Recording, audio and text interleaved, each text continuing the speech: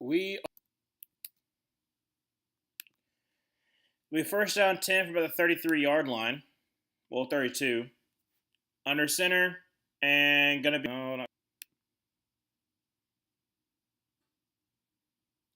let me get this all set up.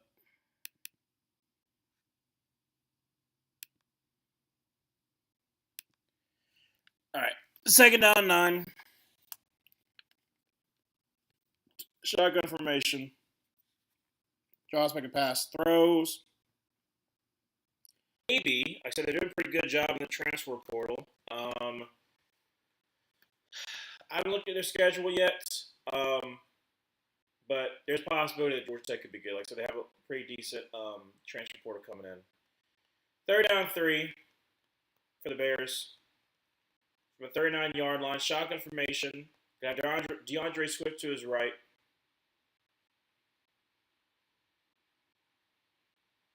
Drops back to pass. And got some time. Throws across middle. Caught. And that is going to be. Is that who I think it is? Yes, it is.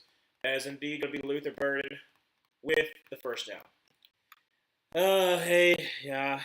No, it's okay. It's okay there, Manuel. I just kind of sat in silence for a little bit. Try to regain my thoughts. And yeah, it hurts. It hurts a lot. So I'm gonna try to get past that. But yeah, it definitely hurts. From the 44-yard line, shotgun formation, running back to his right. Sent Cole Command in motion up to the left. Drops back to pass and is going to throw to the left. Overthrows Loveland. He's second down 10, 12:49 left go in the first quarter. Is LSU football going to be good next year? That one, I don't know, Parker. Obviously, the thought process is, well, you bring in Lane Kiffin, you're going to have all these, you should be able to have everybody you want to at LSU. It just depends on the team camaraderie. You don't have your former people. Like, you might have the coaches, but you don't have their former people. I'll talk about that more in a second. Hand the ball off to DeAndre Swift, who gets about 2 yards there. Every third down and 8 from the 46-yard line. But, as much as we might think that Lane Kiffin is a great coach, as much as we might think the talent-wise, they're still not bought into your system just yet because, like I said, there's a whole bunch of ragtag group of new people. So you don't have anybody to really lean on. So again, a coach in their first year, how much can they really do? I think LSU will be good, but I don't think they'll be a college football playoff team in year one. Bunch to the left, going to be a screen pass, so Burden, who's going to be led up by DJ Moore down by the 42-yard line. So first down 10 for the Bears. Great job there. And DJ Moore's down on the ground. Shoot. Not DJ Moore. DJ Moore's down on the ground. House money and all promising transition from rebuilding to competing, but I know that no amount of words will truly make you stop feeling all that pain. Yeah. But it does actually benefit the fact of, yes, we might have lost in the playoffs, but at the same time, how we played is a good indication of what the video is going to make by the Panthers anyways. Great run by DeAndre Swift, about 8 or 9 yards. Second down in about 1 or 2. I put off making the Panthers video, the retrospective of the downfall after, I was trying to consider how I want to kind of show how the Panthers had their peak and then fell off and why exactly they fell off, and then try to get back into relevance. And so since we made it back to the playoffs, I was glad that I waited, and now that we're on the upward swing. So for some odd reason, Loveland's in at running back, okay, and a trickeration that only gets a yard. I was so confused. So basically, I guess Cole Kmet was supposed to throw that one, but they had Colston Loveland as a running back with DeAndre Swift as a fullback, and tried a end around reverse pass. And yeah, they weren't open. Well, technically, like I said, we could have tried to throw it, but I would have thrown it. But 3rd and inches from the 33-yard line, under center. Going to be a handoff, and that's going to be a first down all the way down to the 24-yard line by Kyle Monungai. The rookie out of Rutgers. I actually kind of like the way I did that. First down 10 for the Bears. Hello there, Zoe. How you doing? How you doing? It's gonna hurt a little bit, but I'm trying to get past it. This will more than likely be on the top 10 worst losses because of how hard it hurts. Probably lower though. It's not like an embarrassing loss, but still it hurts.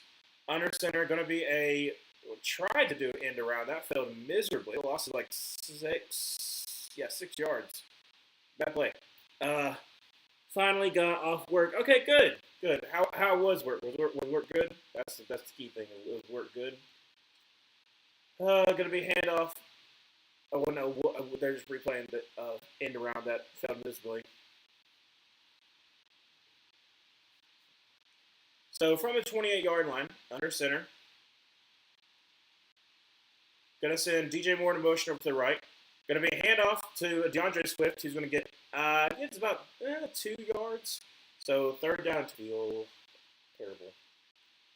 That's just more so just we were so close, and I know I should actually be happy with the fact that we got there, the fact that we showed up, but we were there, man. We were there. Empty set for Caleb Williams. Drops back a pass and is going to throw across the middle. DJ Moore is going to get the first down just barely, but he is going to get the first down. First down 10 for the Carolina Panthers. For the Chicago Bears.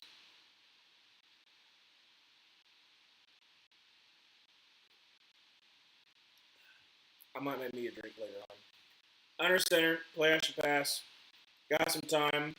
Caleb throws for the end zone. Well, actually, probably could have got caught by Roman Dudes if he had tried for that one. But it'll be second down 10. Work was all right. None of the rooms were bad, which was nice. Good. So nothing too deeply cleaned. That's good. There's definitely messy people up there. Thinking of DeAndre Hopkins. I shouldn't have done that, but there is famously for wrecking a hotel room. But second down 10, 7:56 left to go in the first quarter. Caleb Williams under center, I formation. Going to be a handoff to DeAndre Swift off to the right side. Gets up to about a 10, down to about the 9 or 8 yard line. It's going to be third down and about 5. Come on, Bears. Bears is having a long 14-play drive so far, taking up to 60 yards.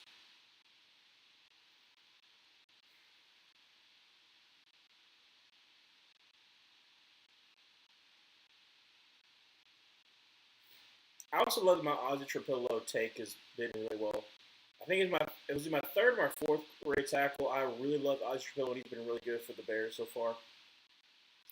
Trips to the left, right back to his right, drops back to pass, and Caleb Williams drop back, throws his back foot, and it's going to be incomplete. 4th and 5. Got to kick a field goal, but 7:06 left in the first quarter. It won't be too bad to be up by a field goal.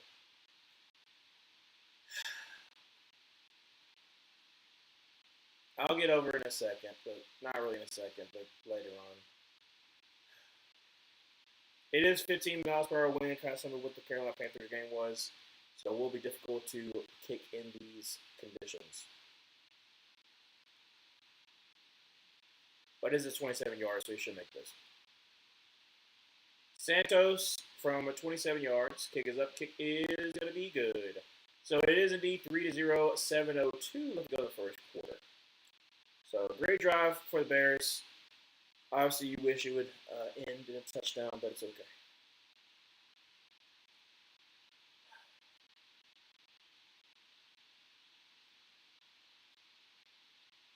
Again, I don't know if I really want to talk about it right now.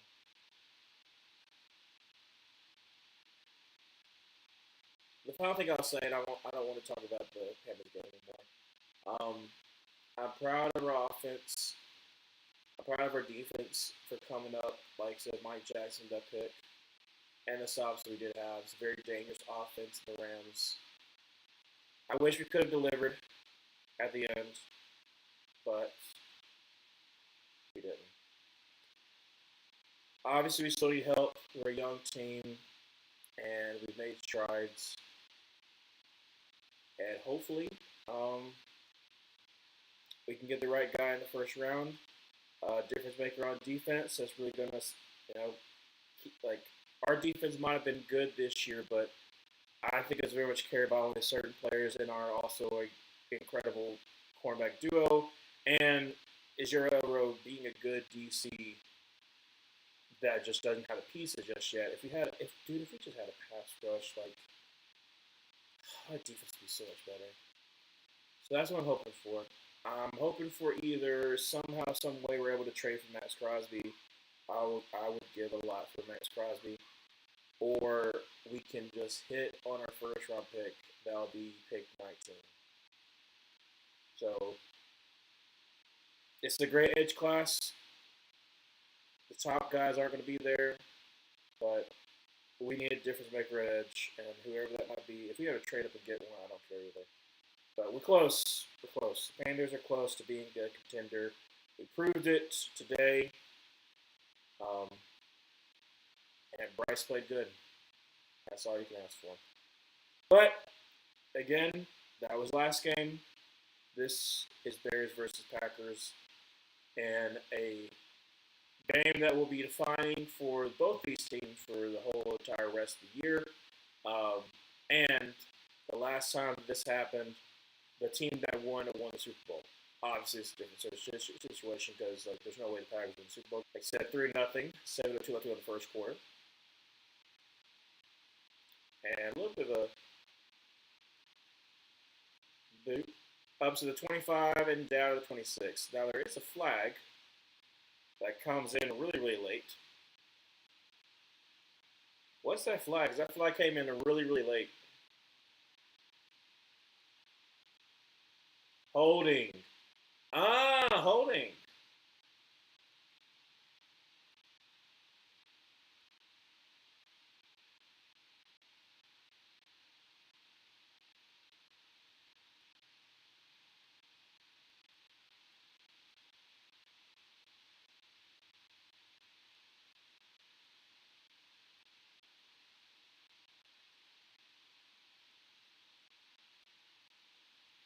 All right.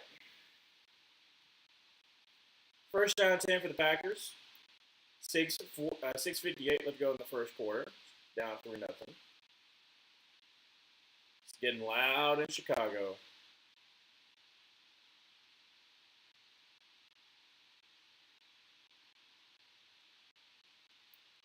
From the 15, under center, Josh Jacobs in the backfield.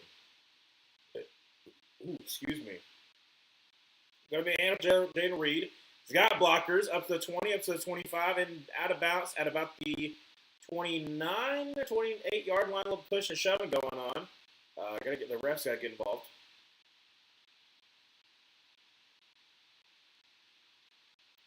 But anyways, first down 10 for the Packers.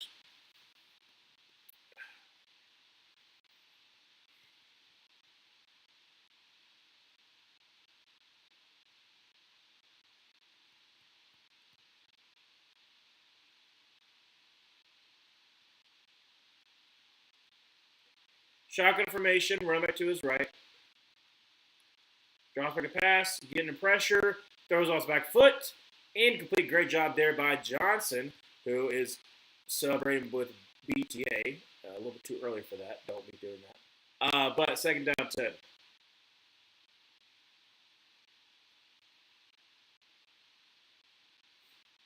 So I think it's going to be a lower scoring kind of game. I think I picked 23-20. Bears win.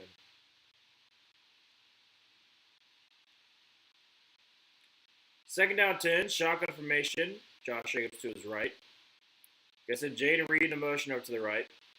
Drops back a pass. Gets some pressure. Throws. That's going to be caught, and that's going to be up to just short of first down. This will be a 9-yard gain. Third down about 1. Luke Musgrave with a catch and run. 6:05 to go in the first quarter. Still 3-0, but it's going to be third down and about a long one for the Packers. I said the Bears.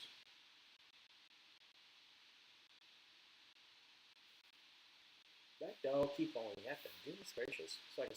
It's a small, cute dog that's like on the upper one, but he always just he keeps on keeping on. So third down and one from about the 38-yard line, under center. Jacobs in the backfield. Still hasn't gotten a single carry. Throws down the field, and that's going to be caught. And that's going to be Romeo Doubs up at the 30-yard line. First down 10 for the Packers on the Bears side of the field. Again, they have yet to get the ball off to Josh Jacobs.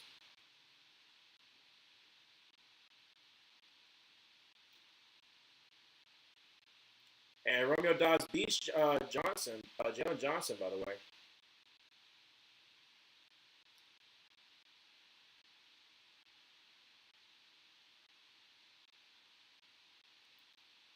Under center from the 29-yard line. Let's see if they're going to give it to Josh Johnson. Not Josh Johnson, but Josh Jacobs. And they do. Off to the left side, up to the 25, up to the 20, and down to about the 19-yard. Oh, they say about 19.5. So 9.5-yard gain, be second down in inches for the Packers.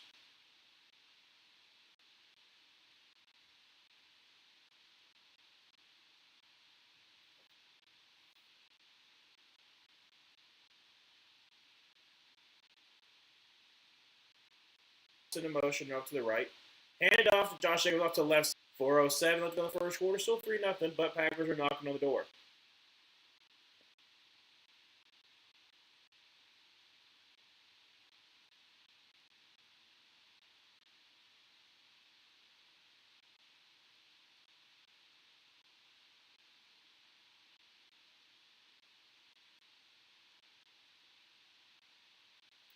Jordan Love under center. Josh Jacobs in the backfield. Going to send Golden in motion up to the right.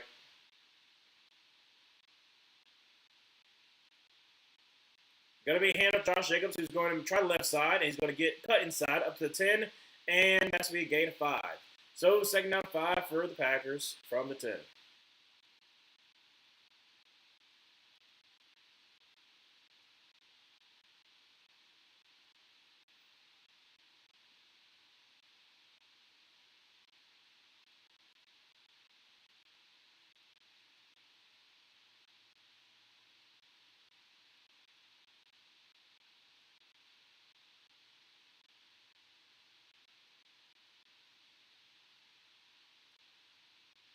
Shotgun formation. Wilson to his left. Going to be a throw out there to Jaden Reed. He's going to try to get about 3. So it'll be third down about 2 for the Packers from about the 7-yard line. 2:40 left to go to the first.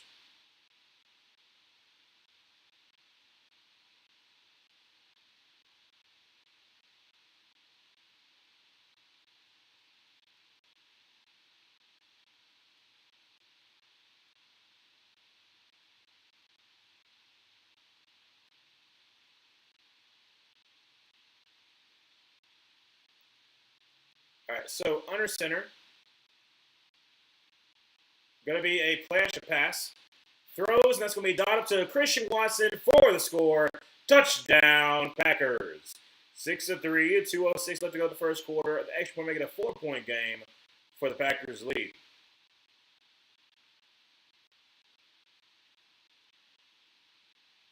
That was an 85-yard drive, almost 5 minutes off the clock.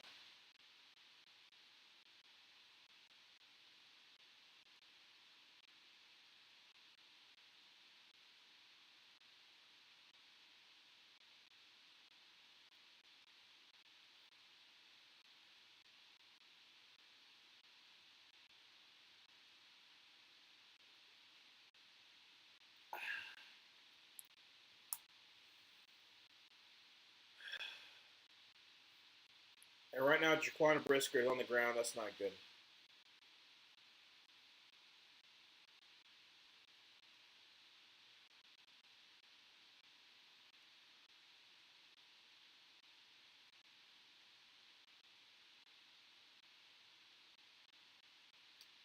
I can't tell what it is. He's just flat on his back. I don't know if he like the wind got knocked out of him or if it's like an upper body issue. But like I said, he's down on the ground.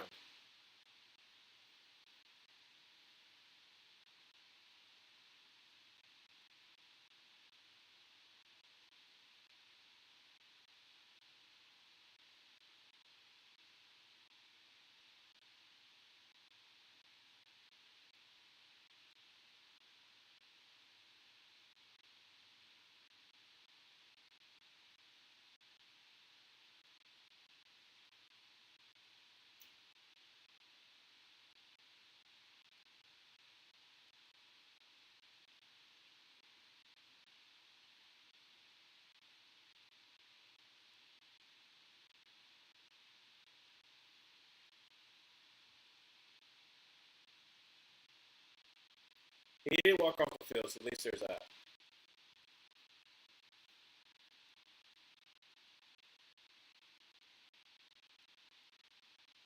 McManus on for the extra point.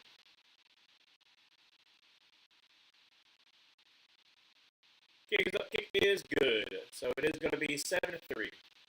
Yeah, and the wind is blowing, so it is something to take consideration of.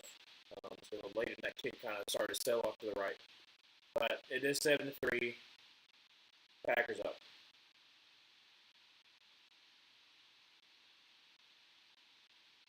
What is with all the card stuff for like flipping over like, oh, here's your card and it's the player. I don't understand what that is. Because like it would make sense if the Super Bowl was still in Las Vegas, but it's in like Santa Clara, right? Yeah, it's in for the 49ers. So why? I don't know. That's no sense.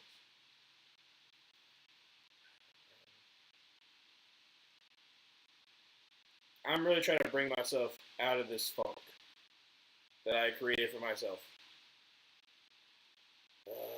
Uh,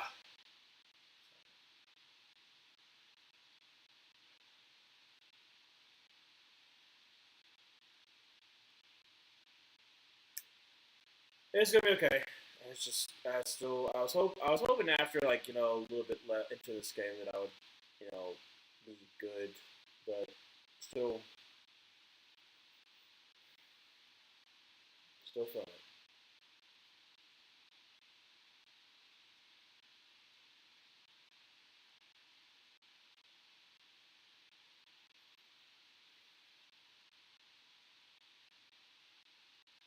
But as long as the Bears win, then Doty can be happy, and that'll make me happy. If Doty's happy, so hopefully the Bears win, and I'll still pick the Bears. I won't do that.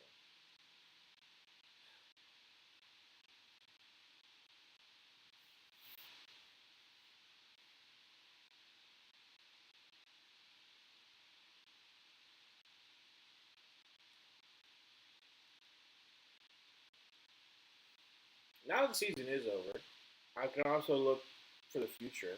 So who do I want now that I know what we're picking?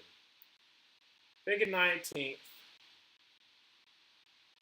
Well, it depends what we're doing for agency. We only have so much cap space, and we're going to spend some of that on paying Kevin Quanu and then paying Cade Mays. So that's where some of the money's going to go. After that, we're going to be having the highest paid offensive line, I do believe. after we pay Cade Mays and Kevin Quanu, I think we're going to have the highest paid offensive line in the league. Because they said hand out the 20 bands to not 20 bands, sorry, 20 million per year to Robert Hunt, and then Damian Lewis was like 17, is it 16 or 17 million per year, and then Taylor Moton is on he got a contract extension for 2 years, and he's making like 20 something million per year. So again, like we already have a very, very expensive offensive line, and so we continue to do that for what those players that have been in our system for a very long time. Um, so yeah, from the 30-yard line under center, I formation. Gonna send Luke Bird emotional to the left.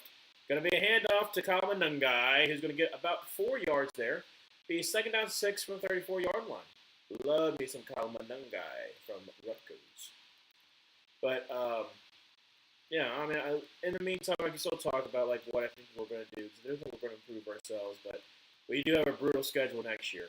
We got the other division winners and the Broncos, Eagles, who should get a better offensive coordinator next year.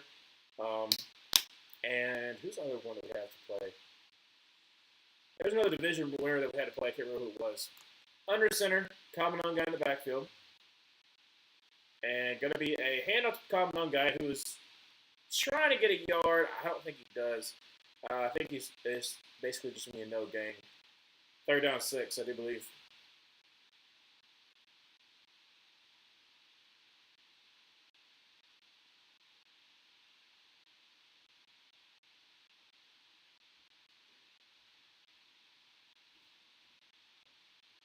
Goodness gracious, Peggy footsteps. All right, so they did give him a yard. 3rd down 5, 56 left to go in the first quarter, still 7-3. Shotgun formation, run back to his left. Gonna send Luther Burden in motion over to the left. Drops back to pass, bringing a blitz. Caleb Williams trying to escape, throws on the run, and it's going to be caught, but it's going to be short of the first line of the gain. It'll be 4th down and 3, only a gain, 4th down and 2, get it 3 yards. So 30 seconds left to go in the first quarter. They can basically just take us to 1 minute in the first.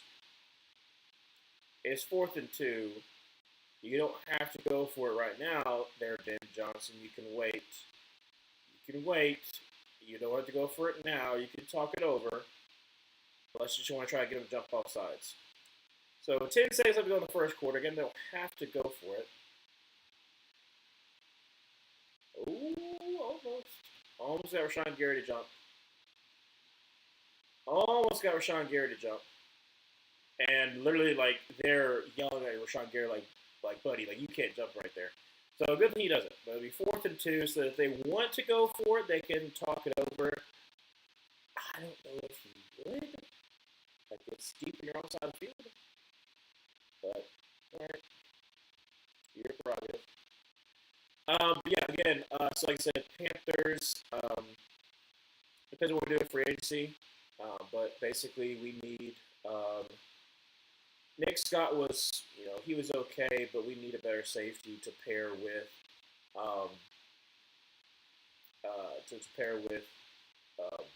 Trevon Merring. I swear, if Caleb Downs starts to have like a Kyle Hamilton fall, starts almost going up to 13, and we're at 19, and we don't trade up and try to get Caleb Downs, I'm going to lose it. Because, wait a second, hold up a second. So Survivor is pairing with the Beast games.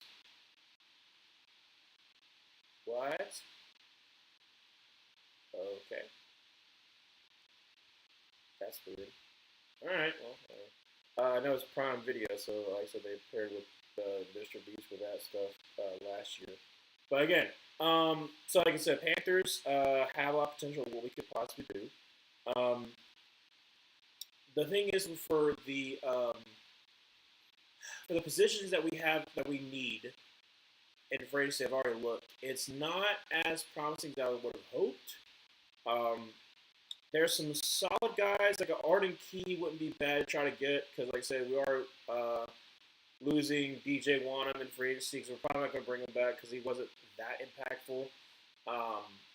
Patrick Jones will be back, so we'll have the 2 young guys in Princey and Mamion and Nick Scorton, and then we'll have Patrick Jones, but we need another guy to be like the part of the major rotation, and then like a baby developmental guy.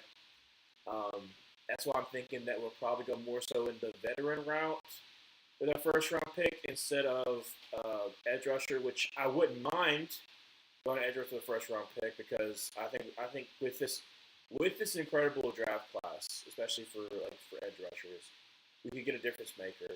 It depends on how it falls. Like, I really like R. Mason Thomas. Yes, he has injury history, he has injury concerns, which is valid, but he's the kind of edge rusher that does well in Evero's system. Like, I mean, he's not exactly like Nick Bonito. Like, I'm not going to try to compare that, because that's a little bit rough.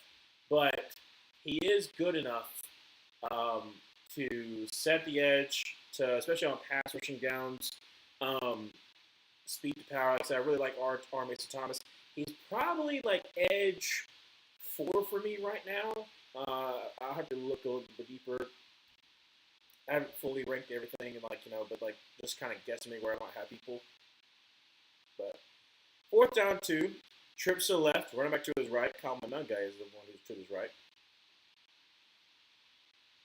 Draws back to pass, getting pressure, throws across the middle, and that's be caught. And that's going to be DJ Moore up to the 45-yard line. Bears are very welcome. You're very, very welcome, Bears. You got DJ Moore. He's been very solid. Some of y'all wanted to run him out of town, but guess what? No. DJ Moore stays, he prevails. Nice little slant. Just loses it. 1st down 10 for the 44-yard line. Full pistol. Going to be a handoff to Swift. Tries the left side. Gets up to the 41, so gain about 3. Second down and 7.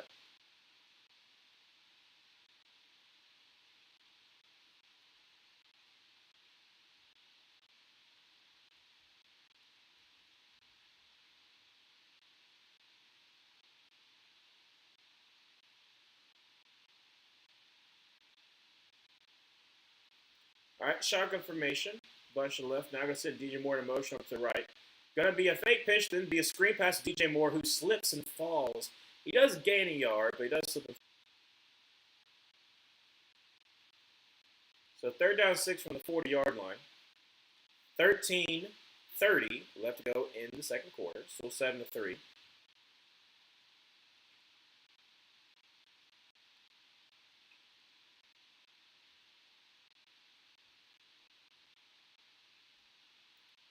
All right, under center, 2 tight end set. Going to be hand of Commandant guy on 3rd and 6 again. Only gains a yard to the 40. So on 3rd and 6 you run. I don't understand why you do that, but okay. So now it's. I mean, I guess they're doing 2 down territories. They're going to go for it on 4th down, so it's 4th down and 5. But like, still a little odd to do so.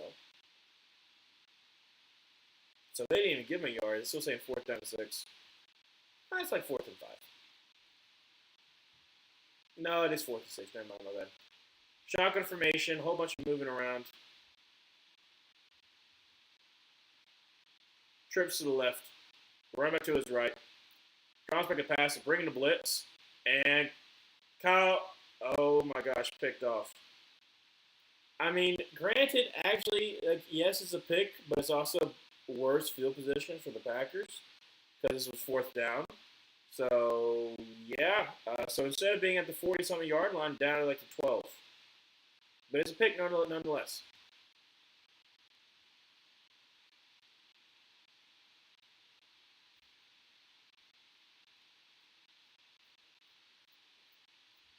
So it's still 7-3, 12-23 left to go in the second quarter. Yeah, no, that's what I'm saying. Man, it was like, technically it's better that instead of like them taking, I mean, on the stat line, sure it says pick, but it's like, well, would you rather be at the 40-something yard line or would you rather be at the 12? Well, now it's at the 12. So, yes, Valentine, you did get the pick. So, hey, you can put that into your stat line, but like, technically it didn't help out the team. But it is what it is. But yeah, so like I said, I'm trying to think of like the positives with how I'm feeling right now. But like I said, we're more likely going to pay Cade Mays, going to pay, and then like I said, we're gonna let because like I said we have Jonathan Brooks coming back. Hopefully he can be. You got Chuba Hubbard, you got ETN, so running back room still looks good. Wide receiver room, I'm trying to think if we have to pay Jalen Coker this year or not. I don't think so. I'm pretty sure it was a 3-year deal with undrafted. So we might not have to pay him now. We'll probably want to pay him soon though. So Jalen Coker is going to get paid soon. There's no way we're letting him go. But you have Jalen Coker who's coming to his own. T-Mac, as they've been ascending as well. You're hoping that Jimmy Horn Jr. can be a little bit more. We've seen a little bit more of him as well. I think, especially after this playoff game, that we've seen just how much that, like, I was wrong in Xavier Legette. And I'm sad to say that I was wrong in Xavier Legette. I wanted him to work out, but, like, literally was targeted like 5 times and all of them ones were drops. Now, not all of them are on him, and I'll give him credit with credit's due. Not all of them are on him. At the same time, he drops them. You can't keep on having that. You can't keep on having that. So he's probably going to be demoted even further. He's a first round pick, so there's a chance we might even, trade him. Gonna be hands to Josh Jacobs and get about the 21-yard line. Great job there. Be second down 2. But yeah, that one hurts that I was wrong with that.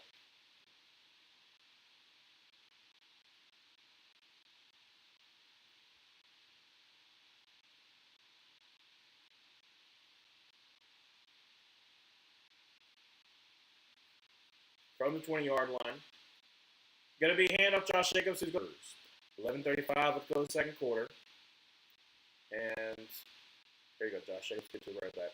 Give it to the running back. Give it to the ref. It's been working with Sean Ryan at center so far.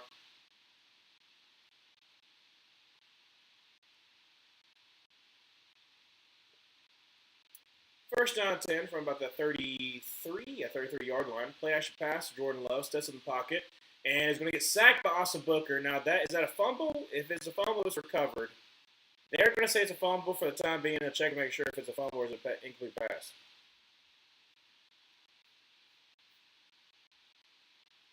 No. No. Another Bears down. Shoot. But Austin Booker, I love Austin Booker coming out of Kansas. I think is it his second year or his third year? I can't remember if Austin Booker's in his second or third year. It's a pass. It's a pass. But no, it's not. It's number 53 who's down. Bears already had a lot of injuries too, especially on their defense. Can't be having some more. But right now, still 7-3, still a tight game, obviously. But Bears got to come up with a takeaway. This is a perfect opportunity right now. Momentum is in the Packers' way. If you get a takeaway, you obviously set yourself offense up, but also bumps up this stadium as well. So right now, like I said, yes, like I said, it's a home game, so I'm sure the stadium's loud. But if you get that momentum back, you get like a pick or something like that. That's really going to amp up the game. And it seemed like the Panthers game, like the crowd really got into it. Like I said, the bank when it's humming, it is loud. You can tell. So I think it's like near the top of as far as available seats. But yeah. Let's see here. Emmanuel, dude, I've said this so many times. I hate Jordan Love's footwork. Every time I watch a Packers game, his poise and footwork in the pocket makes me rather watch Super Bowl 50. He likes to throw off his back foot a lot, almost like a little slingshot, which is if it works for him, then it works. But it is interesting. You don't see it a lot. But it's like a step back and then off his back foot like a slingshot. That's what he likes to throw. And like I said, if it works, it works. But it is unorthodox, that's for sure. But I'd rather have unorthodox and be I'd rather have unorthodox and be accurate than it looks good coming out of your hands and all this kind of stuff and it's not accurate. So I guess there's that. But yeah, he definitely maybe they're just playing to his strengths. I don't know. What is this with Jason Momoa and Dave Bautista and Jason Momoa? So Edwards of this is nothing over 53. Yeah. Oh yeah. No, he's full leg cast. TJ Edwards. Dude, they already got so many linebackers that are down. Well, so they got Noah Sewell who's down. They'll stop throwing it off your back foot. There is no reason to willing to get in a position where 50% of the time you're throwing at a 45-degree angle. Again, if it works, it works. There, Emmanuel. I know it's unorthodox, but if it works, it works. It does look wonky sometimes, but it works.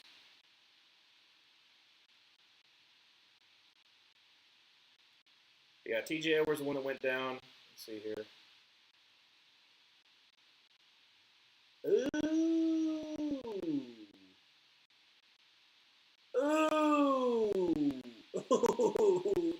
The way he picked up his foot, you could tell that whole entire ankle was done for.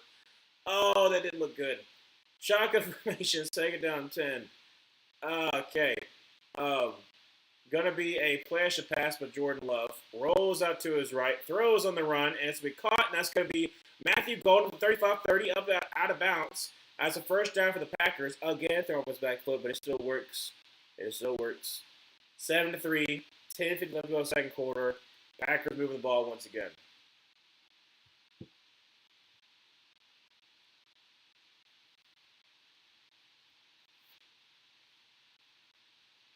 Johnson's been getting burnt so far.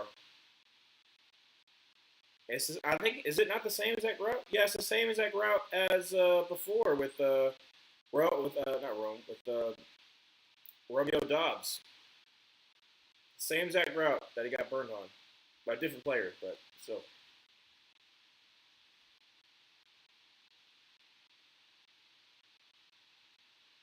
Motion over to the left. Going to be a handoff, and that's going to be a gain of 1. Well, they're pushing some more. It's going to be a gain of 3, so that kind of. Ooh. Ah. And the second down 7. 9:50. Let's go in the second quarter.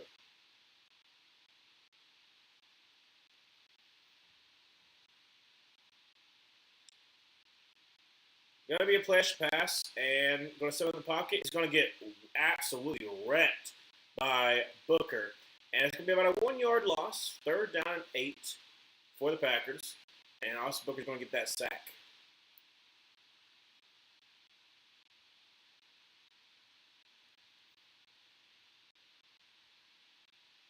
And he got a chip. Oh, it was because of the fact that he just set in the pocket. Never mind.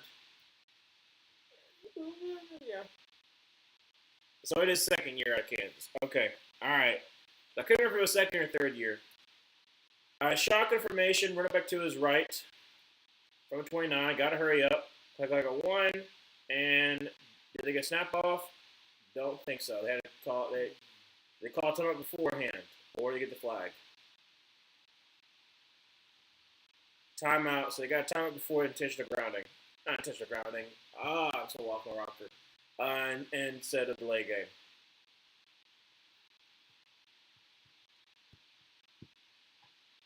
It's 8:55 and 7-3 in the second quarter. I don't know why. It's like it's past Christmas. I don't know. Just again a little bit off today.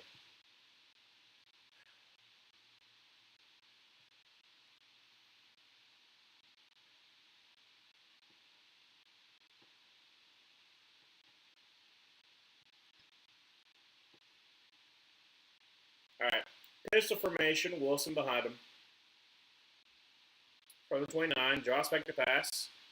Gets some pressure. Throws. That's to be caught. That's to be a first down up to the 19-yard line.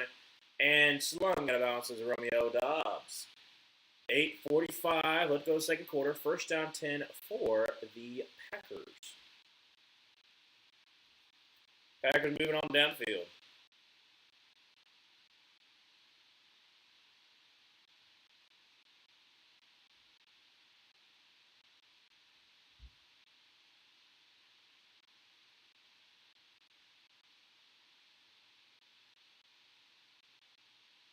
Under center, Josh Jacobs in the backfield from the 19.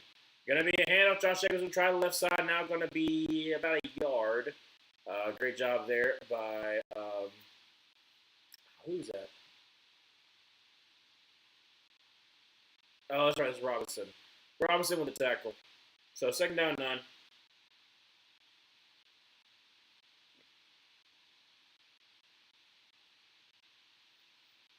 Under center, going to say Matthew Golden in motion up to the right. Josh Jacobs in the backfield.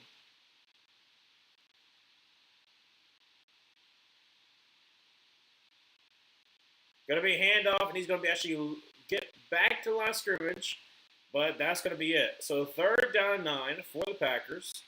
7:24. Let's go in the second quarter. Only a 4-point game. Maybe the Bears are going to stop here and hold them to a field goal.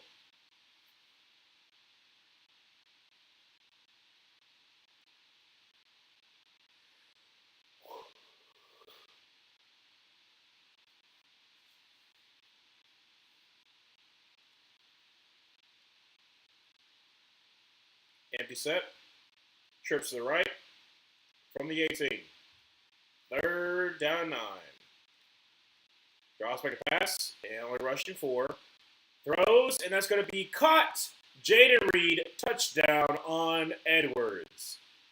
13-3, 6:46 left to go in the second quarter. I don't know about that celebration there, Jaden Reed. 87 yards, 10 plays.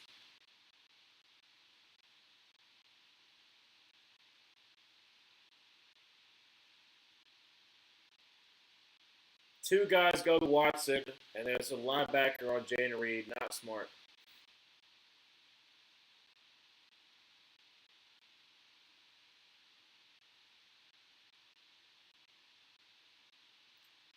Edge point up, and it is going to be good. So again, it is going to be 14-3, 6:46 left to go in the second quarter.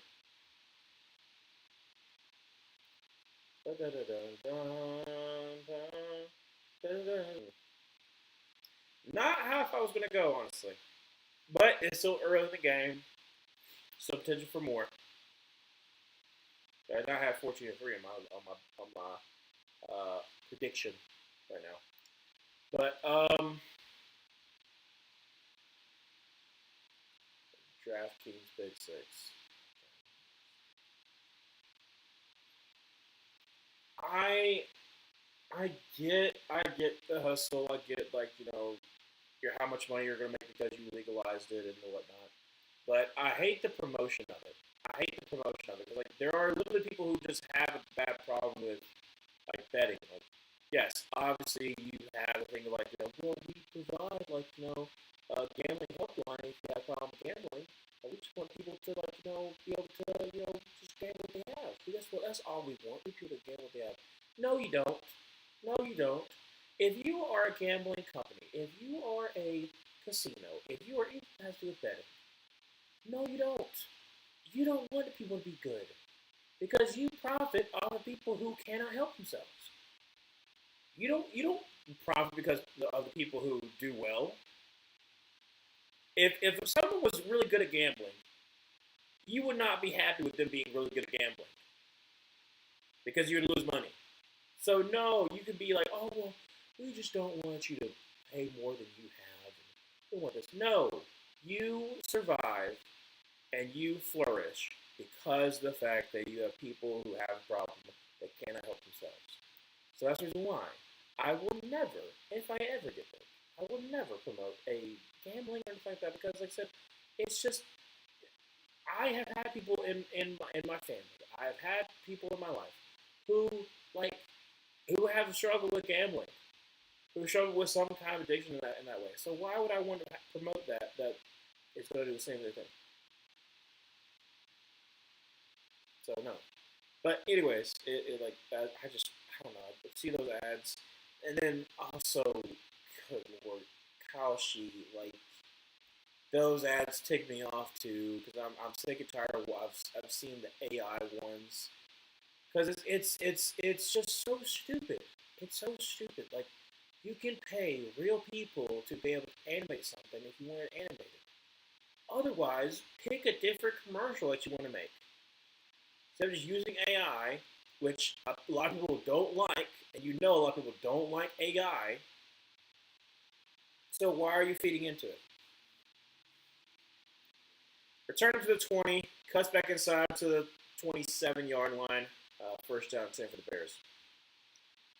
6:38, let's go to the second quarter. Again, like I said,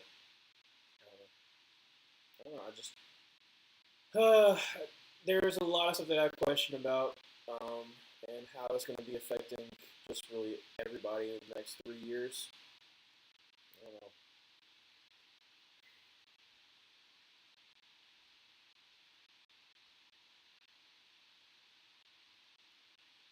Under center, got seeing close level in motion, play action pass.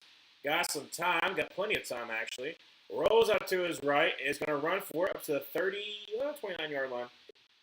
8 of 2, excuse me, my bad.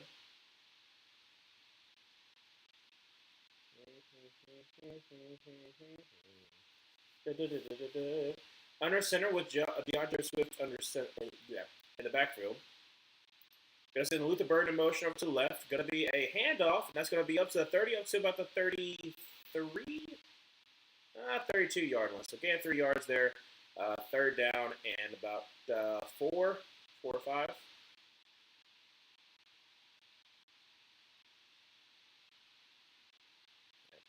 5-4 to the second quarter. Still 14-3 from the 32-yard line. Third down 4. Shotgun formation with DeAndre Swift to his left.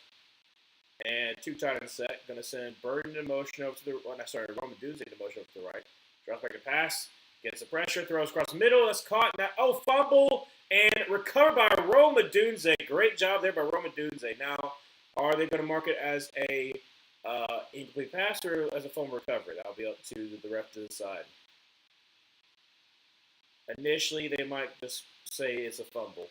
I would think so. All right, so catch, and popped out. Yeah, I think you would call it a catch. I think you would call it a catch and then fumble.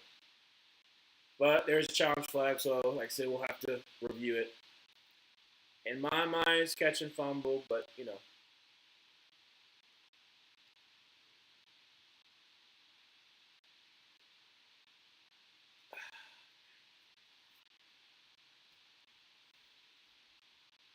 Oh.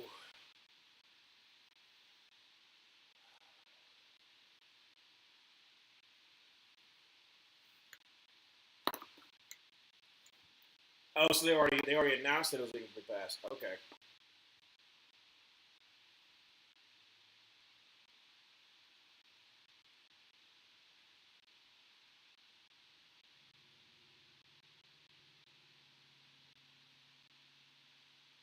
Yeah, I guess so. He gets third step in before he fumbled.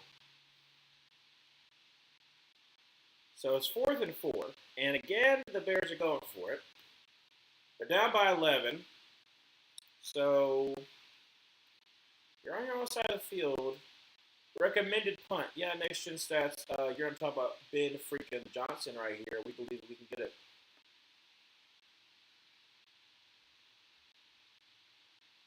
Also, make sure you don't jump off sides.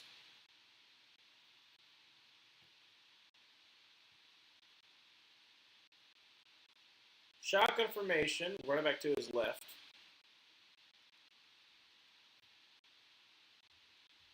What are we waiting on?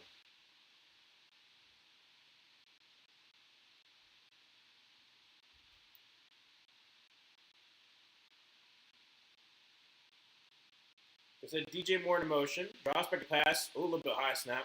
Throws and is batted at the line. And that's another turnover on downs. First down 10 from the 30-something yard line. You're already down by 11. And, like, the Packers get the ball start second half. So you're down by 11. You're giving the Packers it was a bad snap. You're giving the Packers great field position. Like I said, I don't know. A little weird. Yeah, I'm worried for W as well.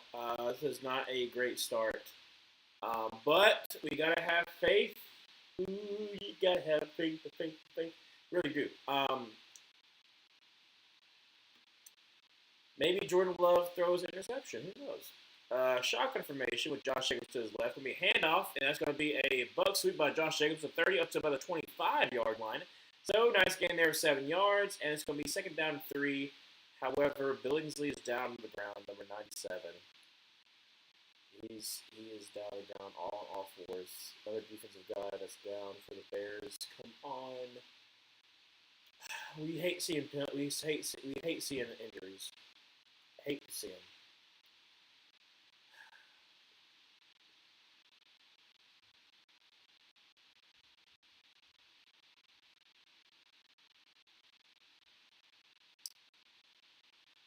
Right now, it's 14-3.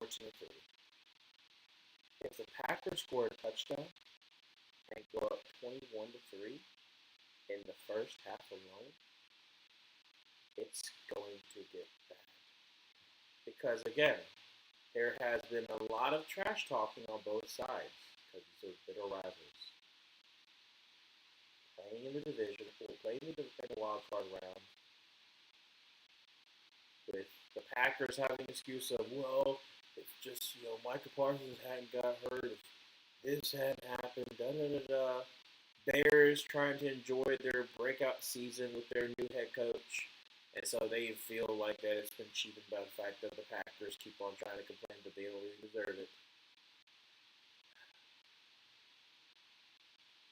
Or that the Packers still the big brother. You want to prove that they're not. And right now, you're losing 14-3. And right now, it's stacked up against you. So, Bears, can you pull this one out? Right now, it ain't looking good. Can you pull it out? I think the only one who picked the Packers was Alex, I think, was the only one in the pick'ems that picked them. So he'll get those points if the Packers end up winning. I was the only one to pick the Panthers, so I'm not getting points for the Rams to win. I picked the Bears to win, but I picked the low-scoring game, 23-20. So that doesn't look like it's going to happen either. So right now, not too great for my pick'ems if I desperately want to try to win this time. Maybe not even a second place finish like I have been the past. I'm second place. So, yeah, this kind of up short. That's why, I want to feel confident that the Panthers will win, and I knew that everybody else would pick the Rams. So I was like, if I get this one right, then I get a 5-point swing. And unfortunately, no. Under center from the 25-yard line, second down 3, 2 tight set. Going to be a handoff to Josh Jacobs. We're going to get close to the first down. I think I'll mark him just short. Be third down and 1.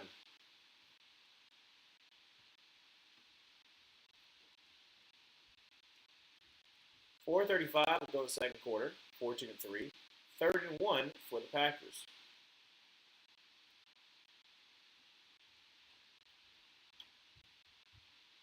Why do they always sound like they're running upstairs? What are we doing? I don't know what is up with the upstairs. And I know it's like a universal thing, but it just sounds like they're running. Going to be a handoff to Josh Jacobs, who's actually going to lose a yard. So, Green Bay is not able to get the first down, but it looks like they're going for it. I mean, why wouldn't you, though? Honestly, why wouldn't you? Right? You're up by 2 possessions. If you get a first down here, you get to drain the clock even more and potentially, score a touchdown. So it makes sense why they're going for it. So this is huge, huge, huge for the Bears. Hopefully, they're going to stop right here. 4th and 1. Under center. Josh Jacobs in the backfield.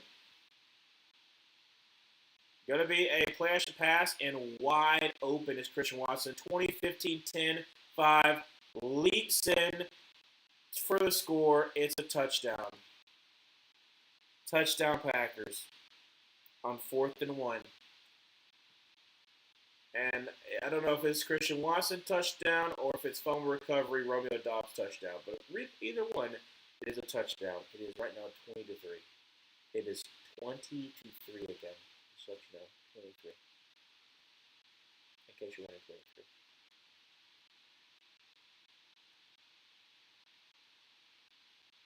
23. Okay, so it was a phone before.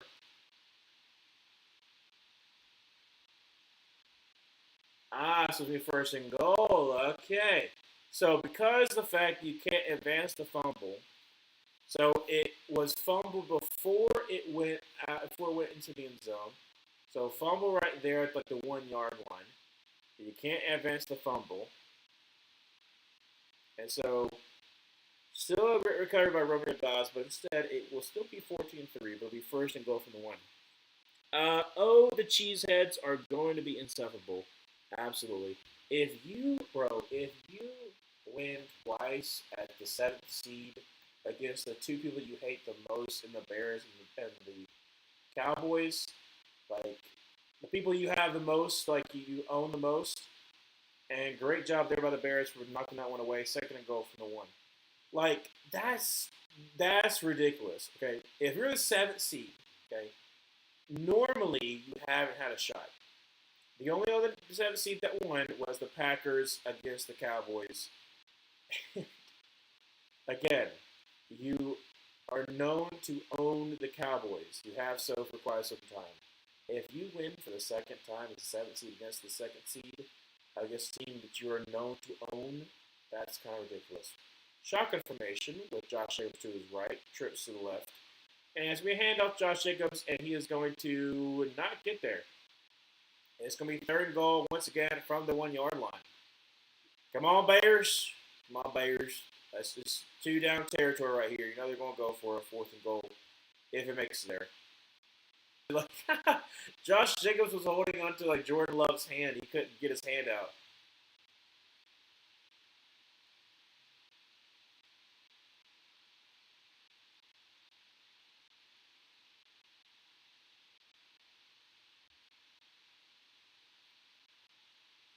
All right, so timeout's called by the Packers. 2:20 left to go in the second quarter. 3rd and goal from the 1.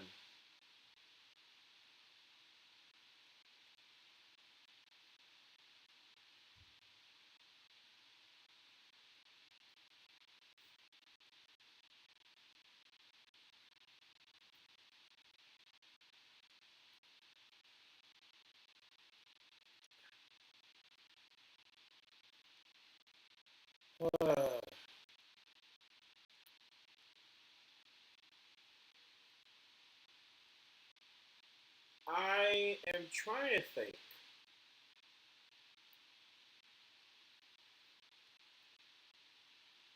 Who was the other 7th seed that had a shot of winning? Odds the Packers won twice. Well, if they win, they'll win twice. It is 4th and goal from the half-yard line. Bears, get a stop. It's going to be a 2-minute warning. 14-3. So 2-minute warning approaching right now. Well, we're at a 2-minute warning. Maybe I think they were close, right? The Colts the Colts under Phillip Rivers versus the Bills wasn't that a close one in 2020? Well, 2021 playoffs. I think so. And then who else was another?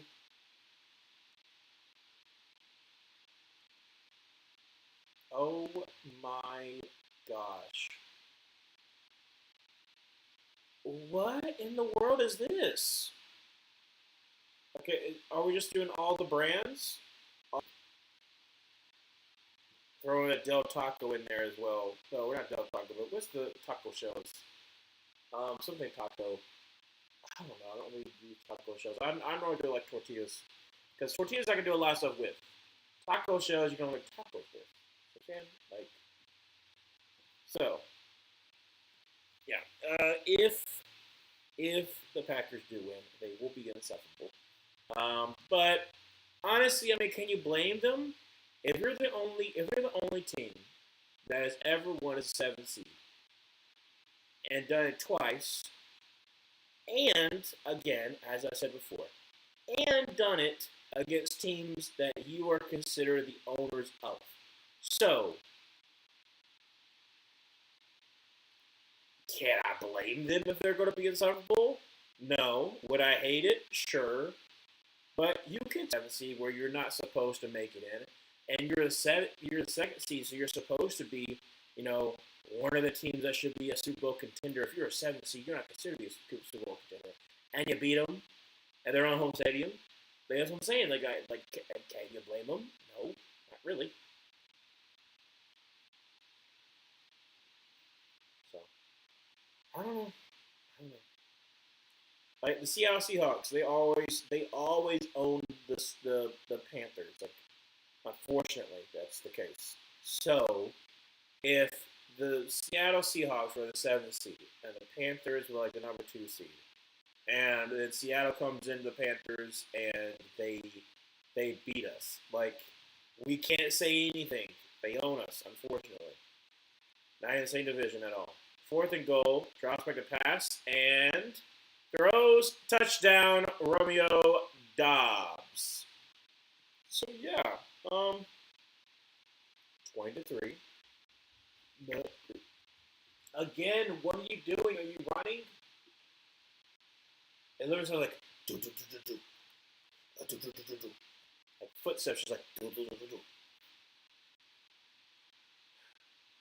Maybe it's a dog, but the dog never barks, so I don't know. Maybe not. But yeah, it's a touchdown for the Packers, and it is not looking great. Yeah, it's wide open. Extra point trying to make it a 18-point game. Kick is up. Kick is good. So it is indeed a 21-3 game. You know, it sucks that this game is not even close to what the Rams Panthers game was. That was cinema. And now we gotta look at this, blowout that's happening right now. We want to be like, why? Why? I mean, they're just panning off to all the different Bears fans. This is sad. This is really sad right now. And I feel really bad for Dobie. But good thing Dobie doesn't have to watch this right now. He's at work. Because he probably has some choice words right now. But yeah, this is bad. I mean, like, it's like, what, feels like 15 or feels like 16 right now. And it's 21-3. And you probably paid really good tickets. Paid really good prices for tickets.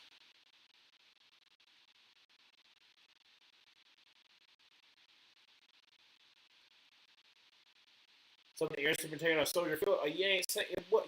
What? Come on now. Yes, it's 21-3. I'm sorry, but if I paid like, gosh, how much are playoff tickets? If I paid like $200 for a ticket to go see my team in a home playoff game, where we should be favored, but nope, we're actually underdogs by 3 points, and I got all the confidence in the world that my team should win, and we're down 21-3 before even halftime. Yeah, I'd be a little bit upset. Couldn't be me though. Couldn't be me.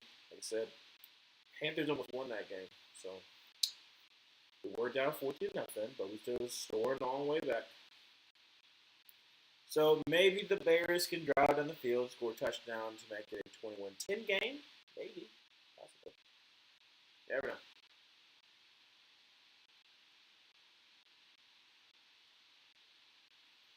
All right, first down 10 for the Bears at 35-yard line. Shotgun formation, running back to his left. Bunch to the left. Going to send Luther Burden motion over to the right. Dropping a pass. And throws across the middle. Caught. And that's going to be Colson Loveland up to the 43-yard line. First down 10 for the Bears. So there we go. Drive on down the field and get something. 1:40 left to go in the first half. Just get on, try to score, and then try to get some of that momentum back. That's all you got to do. That's all you got to do.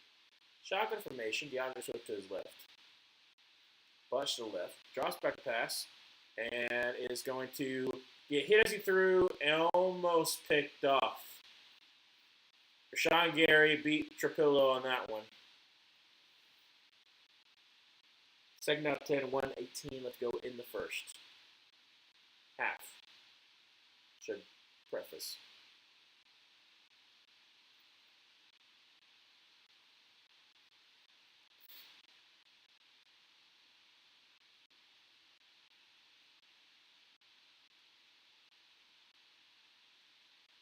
Why did Jordan Love look like that? Goodness gracious, like, look like that. Dropping a pass, throws across the middle, and incomplete. Trying to get to Colson Loveland. Third down, 10, 1:15. Let's go to the second quarter. Quay Walker on the coverage. Bears, you got to do something out here. You got to do something. You got all 3 timeouts too, so you're still good if you have to call a timeout.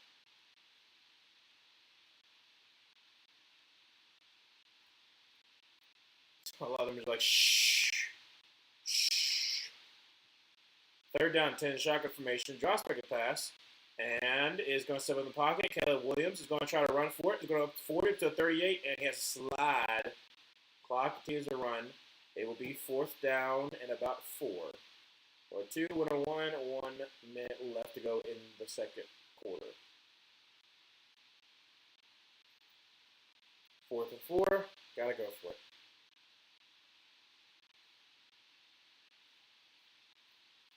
That's okay. All right, so they are 1 for 3 on fourth down conversions so far. Shotgun formation, right back to his right, and a timeout is called by the Packers, just in case. So 37 seconds, calling timeout just in case, because they don't get it. We could try to get field goal range for McManus, but you never know. Never know. Gosh, there's showing it right now. LA wins 34-31.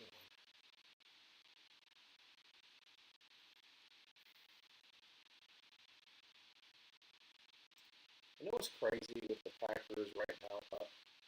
If the Packers do win and the 49ers win, the Rams would host the 49ers for the division. Just saying. That'd be kind of weird. Kind of wild.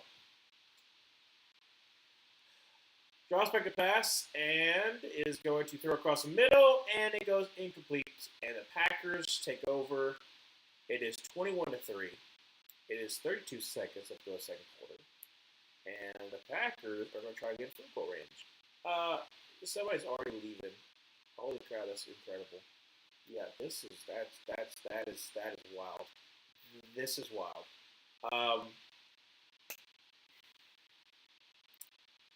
So, yeah, I have nothing to. I don't know what else to really say that I've already said. Um, I don't know why the Bears are. I understand why they're running as much because they're down by a lot, but the decision making to go for it, yes, we get it a little bit because you gotta be aggressive, especially in the playoffs. But some of it didn't make sense. Like you were at like a 30-something yard line and you decided to go for it. Not smart if you don't get it, because then you set him up. You set yourself up for failure. It's Ben Johnson beat plays, and you haven't really been able to stop him that much. So again, not great. So Parker, again, I wouldn't say yet the season's over, but I will say that you're never going to count on a team just yet, because obviously, like I said, I've seen comebacks in the past. But if, and only if, the Packers are able to somehow get a field goal range here and kick a field goal, it won't look great. Not looking good for the Bears. But the Bears have potential to come back, but it's just not looking great right now. That's it. But yeah, this is not what I had on my bingo board for sure.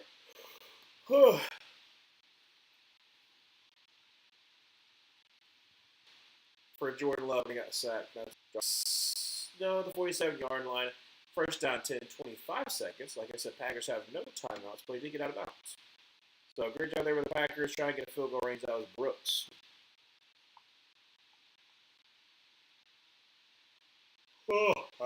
Goodness gracious.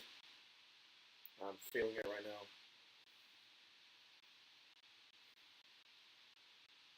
This game is lulling me to sleep. From the 47-yard line, shotgun formation, drops back to pass. Rushing forward, takes a deep shot, and incomplete. Try to get to Watson. 19 seconds. Excuse me again.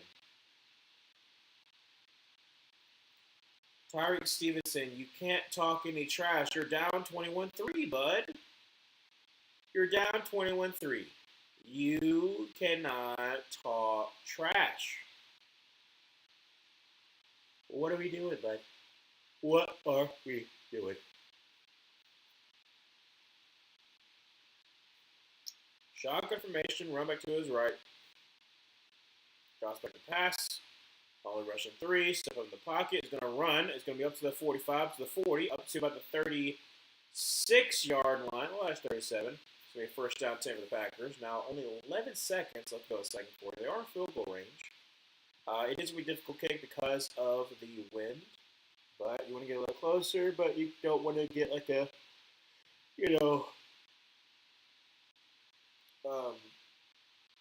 time moving kind of play. Like I said, you have no timeouts.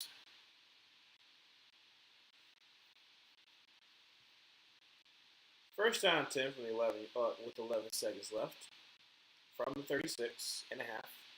Shotgun formation, running back to his left, bunch to the right, drops back to pass, and throws up to about. Let him kick a field goal.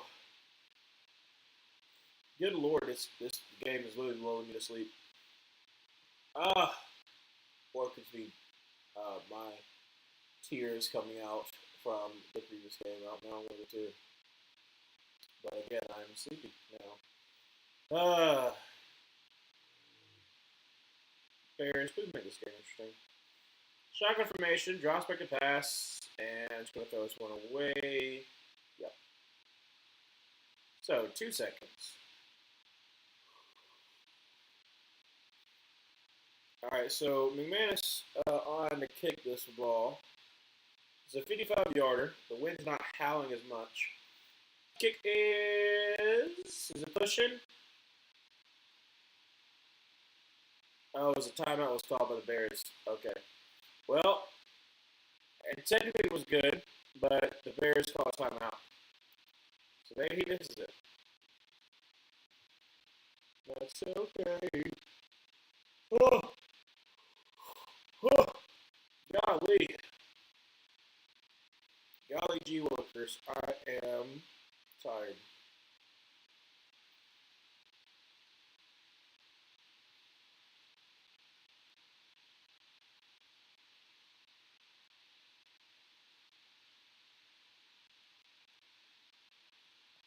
That's okay.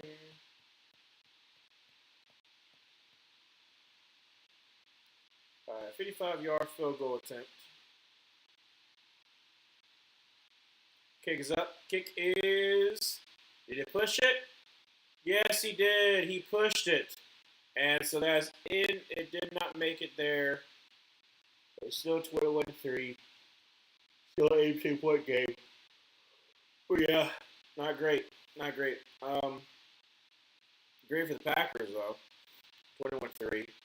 Somebody you can actually celebrate as a missed field goal, which is kind of sad. But, yeah, Packers dominating little brother. Not what you want to see. Look at there. Time for the second most. This hair is kind of floated up in the hair.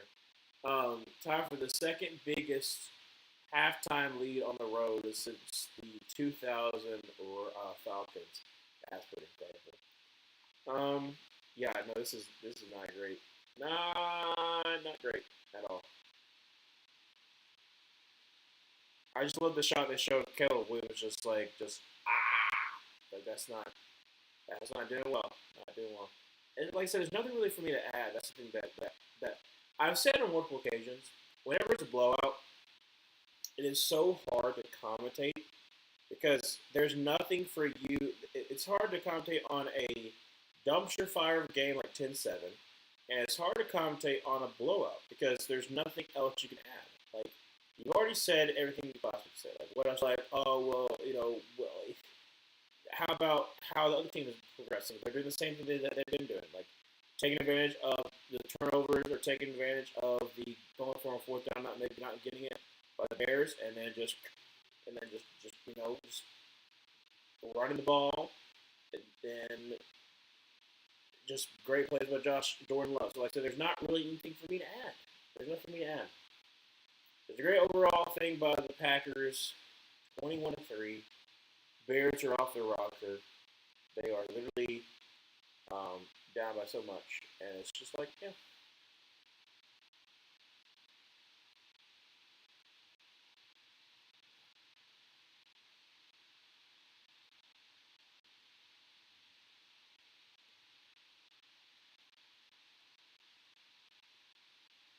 But anyways, so instead of talking about this, not really interesting playoff game, I can continue what I was talking about with the Panthers. So again, we are ahead of schedule with our rebuild, I guess you could say. We won 3 more games we did last year. Hopefully we can change that next year, be 3 more games. Because we went from 2 wins in 2023, then 5 wins in 2024, now 8 wins in 2025, and maybe 11 wins? No, not going to happen. But you never know. It depends on who we add. Again, it depends on who we add. If, a huge if, very, very big if Max Crosby is like, you know what, I'm done, I don't want to do this anymore, da-da-da-da, oh, let's throw it at Max Crosby and be like, we want you, we need you. As a matter of fact, I can't live without you. Like if that's the case, if that's not the case, then we'll take our edge in the second round pick. Even a year, fine, with replacement round pick at safety, better than just a lost back healthy. It's a okay linebacker. It's a okay linebacker duo. We need better linebackers for sure. And like that's why like a lot of us looked at maybe like a Sonny Styles or something in the first round. But my problem is I think we go cheap at linebacker because we're spending so much money on defense and the secondary and on the defensive line. And so there's got to be one position that you're not spending as much money on. I think that's where the linebacker is right now. So that's the reason why I don't think that we're going to draft in the first round of Sonny Styles, even though that'll work really well for us. But we desperately need way more of an edge rusher problem. If Crosby is leaving, he's going to a proven contender. I don't know. Like I understand there's that, but it's also he could be like Crosby is the kind of person to me that seems like he just wants to go to a team that's competing. At a team like the Panthers, who, yes, we obviously, we fell backwards in to win the division. But the key thing is this.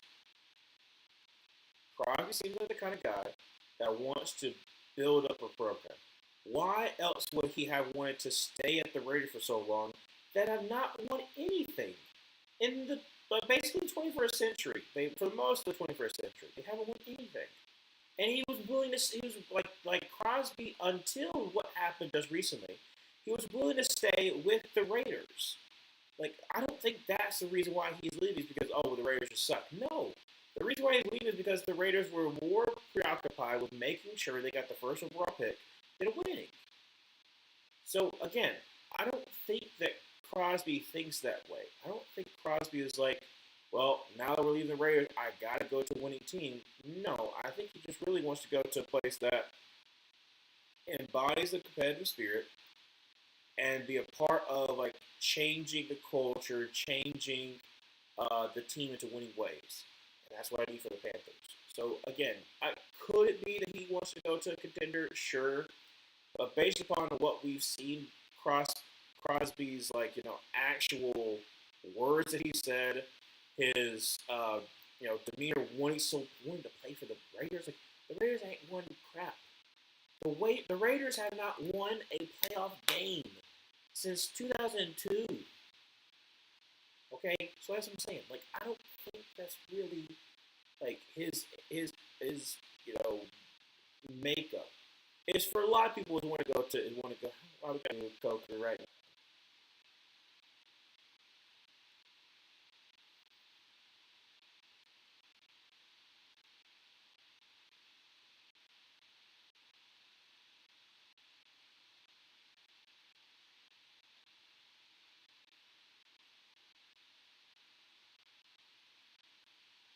That's still good.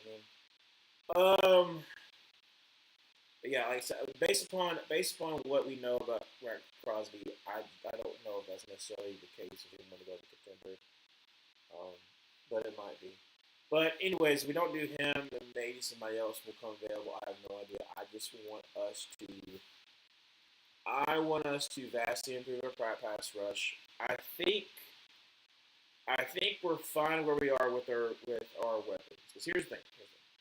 There's a lot of people, a lot of NFL pundits, who are surprisingly making the case that the Panthers need to draft like Micaiah Lemon or Sadiq or something like that, like an offensive player, uh,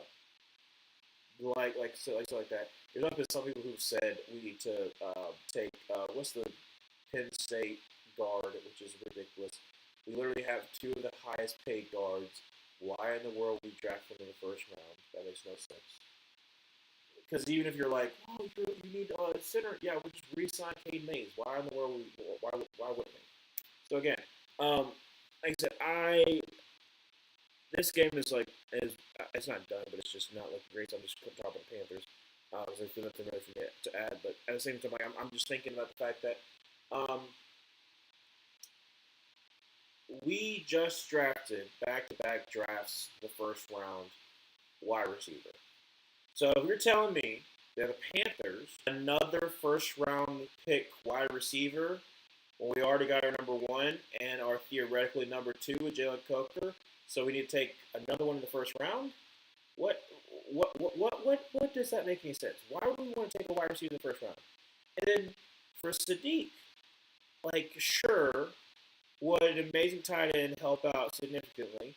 Sure, but that's not really the way that we handle things with Dave Canales' scheme. Like it's more so a collective effort than it is one particular person. So again, I don't think we would do that. So I'm sick and tired of seeing the daggum people do the same exact thing where they're just saying like, oh, they're going to take Micaiah Lemon, they're going to take Sadiq, they're going to do this. Makes no sense. So again, I don't think it's going to happen. Emmanuel, did you hear that Grassi will do 30-30 again if he gets 1 million subs before the Super Bowl? You guys didn't hear that. All right, okay, if he gets it, but I really hope he does because I would love to meet him. I would too. I remember the last time that he did it, I unfortunately could not go to the Charlotte one because I was going to be on a cruise the next day with my family. And so I missed out on the Charlotte one. So I definitely want to go see him. So that'd be nice. But yeah, I'm pretty sure he's more not going to hit a million before the Super Bowl. I thought it was before the draft, but if it's before the Super Bowl, maybe not. He's still like, what, about 30 something away from a million? Maybe you might get it. I don't know. Especially if the Packers win, he's probably going to get a lot of subs. For sure. If the Packers win this game, he's probably going to get a lot of subs.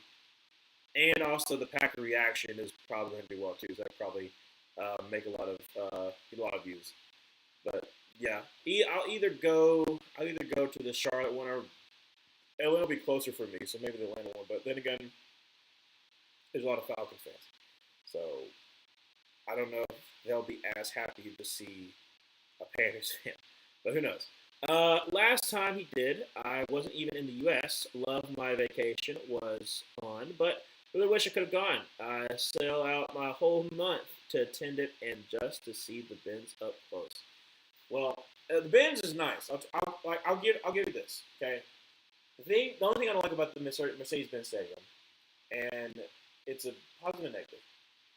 If you just get the upper seats, you have an absolutely outstanding view of the stadium. You have an outstanding view of the jumbotron, and the reason why I'm saying this is because for the Chick-fil-A Peach Bowl, UCLA versus the Packers, I went to that game, and unfortunately we lost. But we were in the bowl, and because we spent a lot of tickets, we wanted to go see the game. And you're looking like up to try to see the jumbotron, and you're basically hurting your neck all the time and so you have to look up like this, and so it kind of hurts your neck. You're looking up like this. You're not like looking dead on it or like slightly up. No, you gotta look up like this. So that's the only thing I don't like with the Mercedes-Benz Stadium. Everything else, love about it. I love it. Love it. But I do hate that part about it. But yeah, I don't know which one I would go to. All right, it's first down 10 under center from the 20-yard line. Gonna be a play action pass and gonna be escaping the pressure. Rolls out to his left, throws off back foot and incomplete. So second down 10. But yeah, like I said, I guess I'll look more into what we're gonna do for the offseason now that the season's over. We're so close again to winning, but it's okay. It's okay. Just let it be inevitable.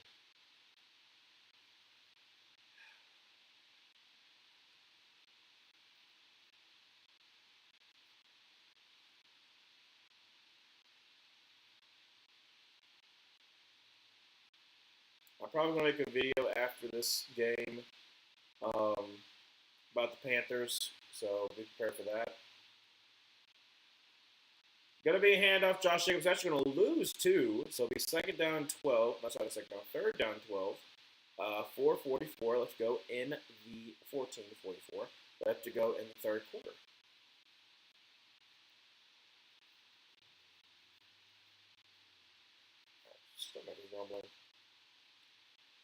All right, let's see if the Packers can do anything. Well, really, hopefully, just the Bears. I want this to be a more entertaining game. But right now, I'm like literally like it is lulling me to sleep, and that's not good if I want to try to do the video tonight.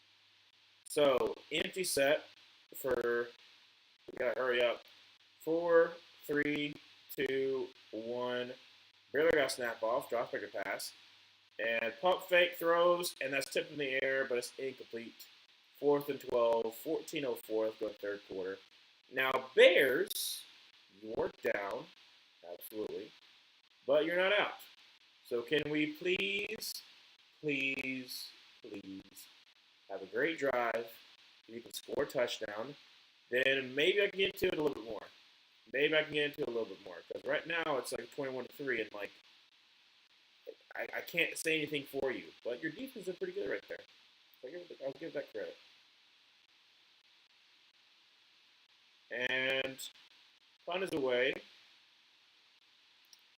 Should be returnable, and return from the 30 up to the 20, 35, up to about 37. So first down to the 37-yard line for the Bears. Duvernay with the return.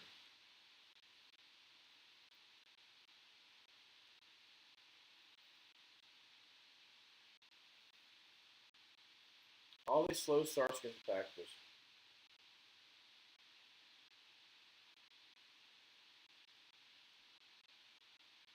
All right, under center.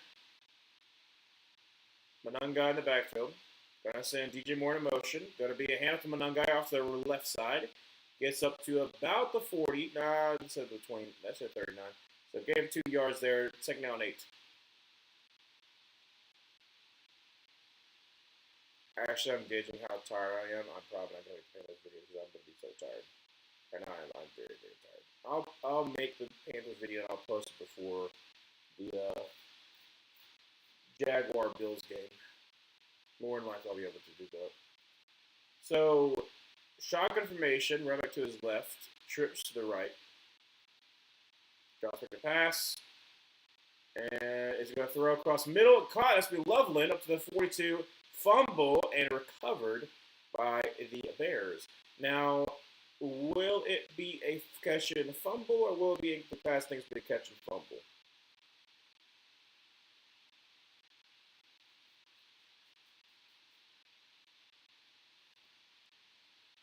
Yeah, I think it's be a catch and fumble.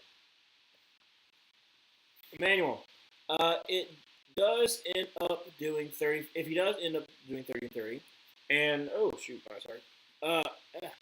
And if you want to go to Atlanta and meet up, I'll be cool to meet you. Yeah, sure. Falcons fan base is generally nice, but you have owned us the past 2 or 3 years. Yeah, but I'm also not like what you gonna do with that? I'm not gonna do that too. So yeah, I could probably do Atlanta. I could probably meet up for Atlanta. Hey, Coastal Loveland down at 31-yard line, first down 10. It'd be easier to do Atlanta than do Charlotte. So yeah, I'm pretty sure he's going to do it. Like I'll be surprised if he's just like, well, we're 998,000, so I can't do tonight $1 million. Like I don't think he's going to do that. So yeah, probably.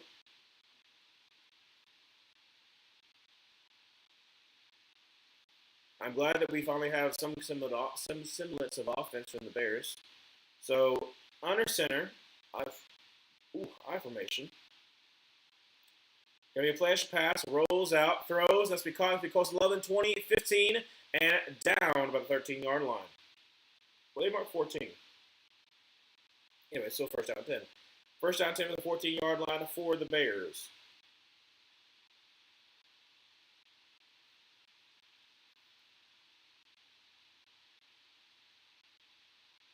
Again, how in the world do you get down to the 14? He was down like the 12 or the 13, but not common.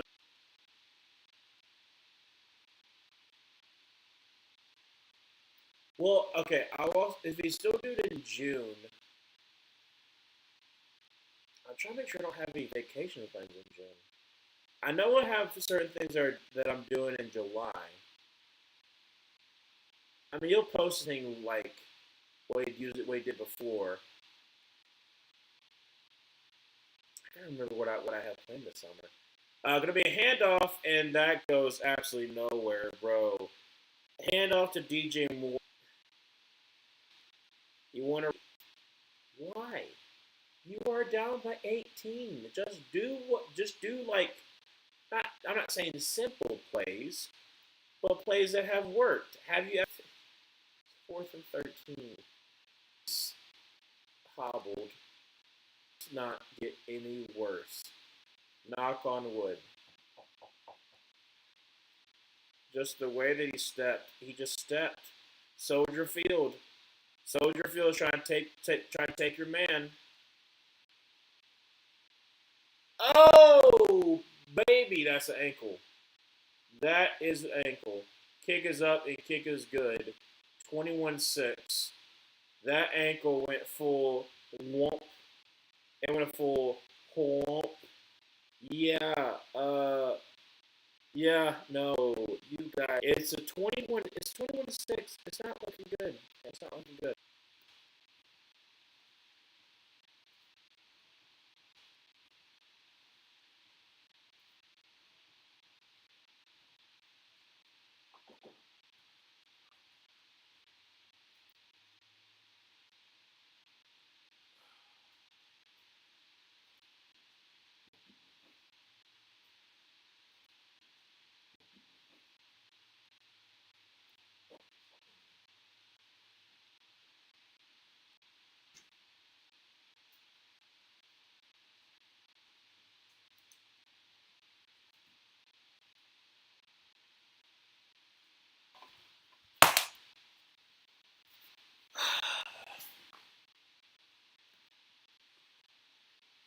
This is not looking good. It wasn't looking great, and now it ain't looking good. It is 21-6. And the thing that I'm wondering in all this is how are things on your Twitter going right now? Because like I said, I don't have Twitter, so I don't really look, obviously, but I'm sure it ain't looking good. But like, dude, like Bears fans talk a lot of smack, Packers fans talk a lot of smack, and then now it's not even like a fun game. Like, if it was a fun game, it's not. Not it's not, but it's not. And the Rams Panthers game, as much as it hurts me to talk about, it was at least a great game, an entertaining one. Return up to about the 30, up to about the 35, down to 36, first down 10 for the Packers.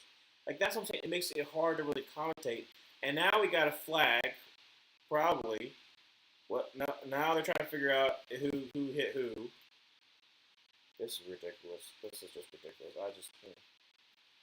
Dobie, I'm hoping you're just enjoying your work instead of looking at this, because this is bad. It's, he was talking about the grass.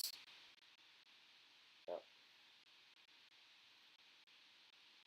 They gotta fix that field, bud.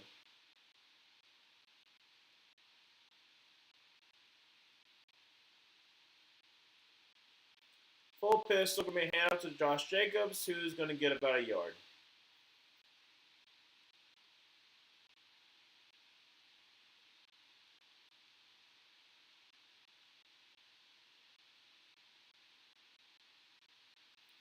Caleb Williams is 48% right now. 48%. That's kind of crazy. 48%. Shotgun information. Running back 2 is right. Caught the pass. Throws to the left. Caught by Christian Watson for the 44-yard one. It will be 3rd down 3, so maybe still 21-6.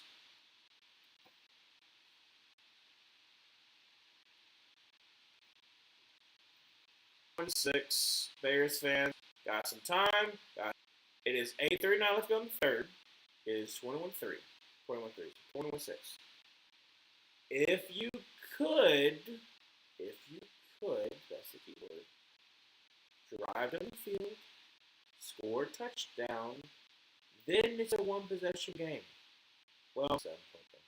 But again, I would probably just go and kick a field goal to make it a one-possession game with 8-point game. But still, you try to get a point. Let's try to get some more points. What need that? Anyways, what was I talking about before? That's right, I was talking about the Panthers.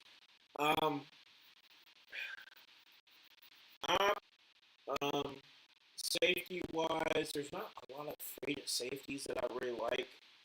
There are some safeties in the draft that I really like. Obviously, I would love Caleb Downs. I'm not going to get him though.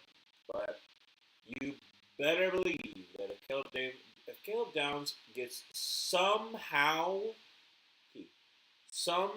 gets out of the top 10, and he's there at 11, and I'm at 19, I'm like that. Like I'm trading. I'm not trading a whole lot, but if you're going to pair Trevon Merrick with Caleb Downs, so you can move them any way you want to, buddy, yes, please. Like, do not have only, basically right now, 2 number ones, because Mike Jack's been playing like a number one. So have 2 number one corners, and have 2 difference maker at safeties that you can move wherever you want to, with hopefully a more improved pass rush, whether it be through a free agency or whatnot, or like a second round pick, get more surgeons based on paid up for Caleb Downs, probably not, but we could, but he's gonna be good wherever he goes. There's some other people that I would definitely trade up for if there's possibility. David Bailey be one. Oh my gosh, if we could trade for David Bailey. We would also probably do well if we got. Who's another one would be really good if we try to trade up for?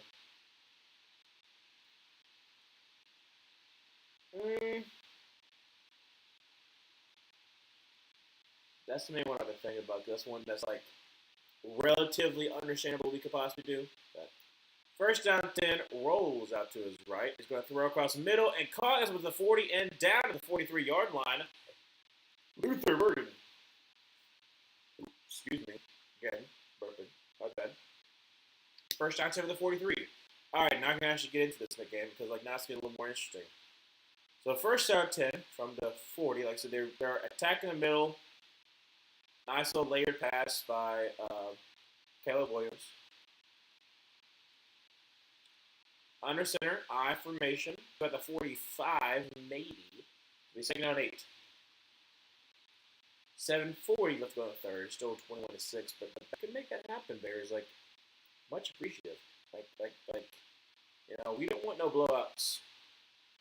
It'll be funny if this game was not funny. How about two? Third down, poop.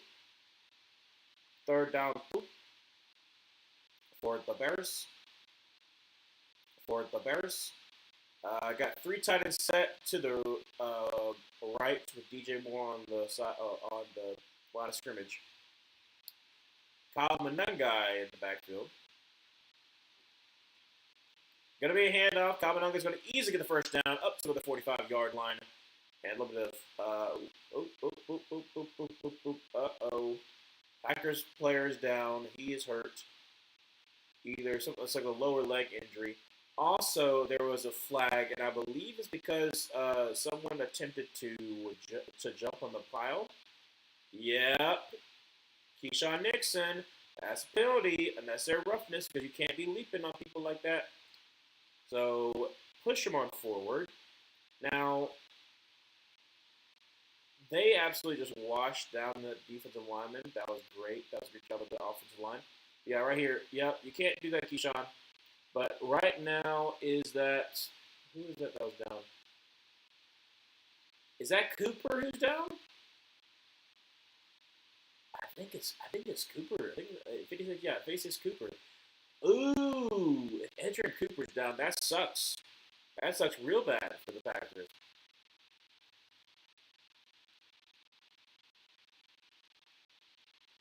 Oh, this is that hijack thing. Oh, yeah, it's got Idris Elba in it. And it's like, yeah, I think it's like some kind of movie or whatever. Hijack, streaming January 14th. But, yeah, like I said, we have a lot of moves we can make. Hopefully, we'll improve. But we do have a hard schedule coming up, so I don't think the Packers will win back-to-back NFC South titles. That even though we have a dumpster fire division, we'll have only one new head coach, though. It's definitely peculiar. Peculiar?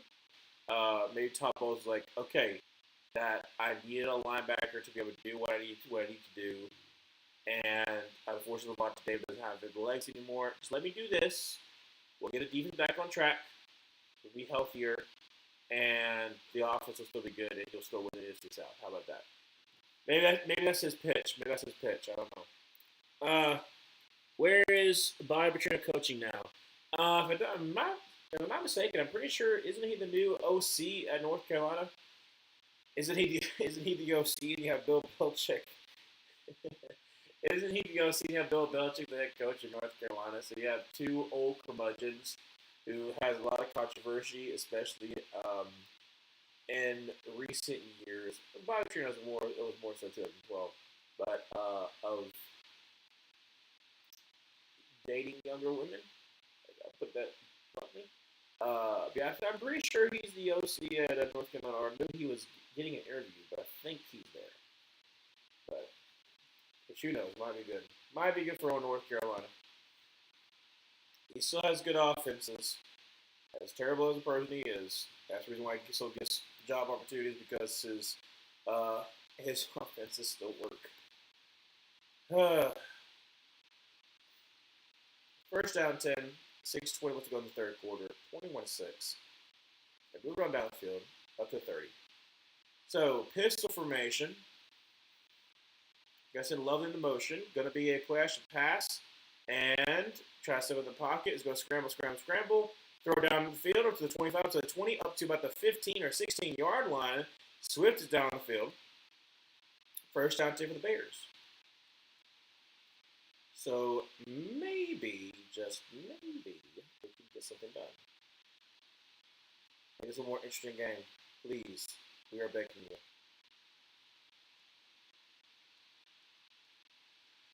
Alright, so first down 10 from the 16 or 15-yard line. Let's see. 15-yard line. Shotgun formation. Kyle Monungai to his right. And going to be a keeper by Caleb Williams. Going to try the right side up to about the 14-yard line. Got one. Second down and 9. All right. Is Virginia Tech football going to be? Oh, that's right. You did ask me about that. Sorry, there. Parker forgot to mention that. On another stream. I think it's going to be a year for James Franklin to get his guys in there, in my opinion. But I think Virginia Tech might be good next year. Like I said, it's hard for first-year head coaches. Obviously, you look at Kirsten, well, it wasn't hard for him. Okay, but you also had a little bit easier schedule as well. But it also is Kirsten compared to someone else. So James Franklin, I think that he will still work in Virginia Tech, but I think it will take a year. I think Virginia Tech could go either 8-4, 9-3, have a pretty decent season, and then have the confidence that, hey, maybe we can make a little bit of runs next year. Who knows? Did you see Matt Ryan got hired today? Yes, I did. How do I feel about it? I'm glad you didn't go with somebody else. I'll talk about that more in a second. Third down 4. 4:17 left to go in the third quarter. Still 21-6. Shotgun formation, right back to his right. Going to send Luther Burden in motion up to the left. Trips to the left. Now, Swift to his left. Okay. Going to be a handoff to Swift. He's going to try the right side. He's going to get really close, but I think he'll be just short. It'll be 4th and 1. I'm glad you got Matt Ryan instead of trying to take Brent Tillis from us, because I know he interviewed for the president job. I love Brett Tillis of the Panthers. He helps us with our finances and stuff like that. He's really good at what he does. And then I am glad you got Matt Ryan there because it could either crash and burn or it could be the best possible thing. And let's talk about that in a second. 4th and 1, 3:25 going third quarter. Under center, high formation. Going to be a flash to pass, and Caleb Williams throws just a. That's a pick. Throws a floater on 4th and 1 instead of running the ball. You just decide you have to. Instead of just running the ball, you decide that you just have to do the flash to pass, bro. Bro, what are you doing? What are you doing, man? Like literally, what are you doing? What are you doing? The play calling is ridiculous. You can't run the ball and get 1 yard. So instead, you decide, oh, well, what I'm going to do is I'm going to play action pass out of I formation, and where my only person is a tight end that gets covered up. So again, on 4th and 1, that's the play call you make. And they've been making a little bit of the fuss about it. But it's like, yeah, it's just weird. It's weird the fact that, wait, Malik Neighbors is doing an IHOP challenge. That's kind of funny. That's honestly kind of funny because Malik Neighbors' injury did cost a lot of people their fantasy championship. But, dude, like, it's 4th and 1. You gotta score and you want to do a play. I don't get it. I don't get it, Ben Johnson. Are you trying to be too smart? Don't overthink it. Just run it. Just run it. What are we doing? I don't know. That just makes no sense. It makes no sense. But back to what you were saying about Matt Ryan being hired. Again, it could either be the best possible thing for you or it could be a crash and burn. On 1. A lot of times, we have seen former players go into executive roles, and it could be good. For instance, I like what Dan Morgan is doing for the Panthers, former Panther himself. However, Matt Ryan has had no kind of experience in this type of role. So, the inexperience, how is that going to work out for Matt Ryan? Yes, was he an amazing player for y'all? Absolutely. Does he have potential? Because of what he knows, he can help you find the right kind of guy because you know the right kind of guys will be good for him. Everyone's gonna be bad for eternity.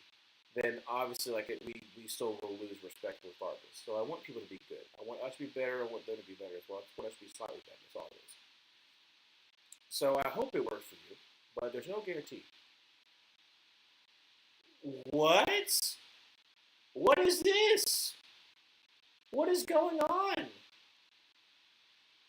Was 70 the target? Was 70 the target for a screen pass? He was an eligible lineman. That's crazy. So he just barrels through. And then they fumble. He almost breaks his leg. So it technically wasn't a. It was a lineman screen, a lineman screen,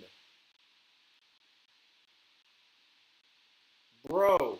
And it was almost a recovered fumble for the Chicago Bears, but now it's just where the fumble took place. So now 2nd down 4. Up to Josh Jacobs up to the right side, up to the 20, so it's a 1st down 10. That is crazy. So Darian Kennard, who was formerly of the Kentucky Wildcats, with the 6-yard catch and run. That's crazy. Do I like Bryce Baker? Isn't that the DC for LSU? I know the last name's Baker. Is his first name Bryce? I'll have to check in a second there, Parker. But I think that's it. If it is, yes, I do like him as a DC. 1st down, to the 21-yard line, draws back to pass, immediate pressure, throws. Are you calling me an oak? If you're only 23 years old, I'm only 2 years older than you. Is Bryce Baker that person? Or am I thinking about somebody different? Let me check and see. I mean, this 21-6 game. Do I like Bryce Baker? Bryce. Oh, no, it's this person. Oh, UNC. Oh. Don't know much about him, if I'm be honest. I'm gonna be honest. Don't know much about him. Like I said, he's the one that went to Virginia Tech. I mean, North Carolina had a terrible season last year. I'm not gonna be that. Uh, I'm not gonna be that convinced that he's gonna do well. I don't know why I read that as Unk when you meant UNC, but I actually have been called that by my students, which is nice. When they realized I was 25, I don't think I've heard that. I've heard that, but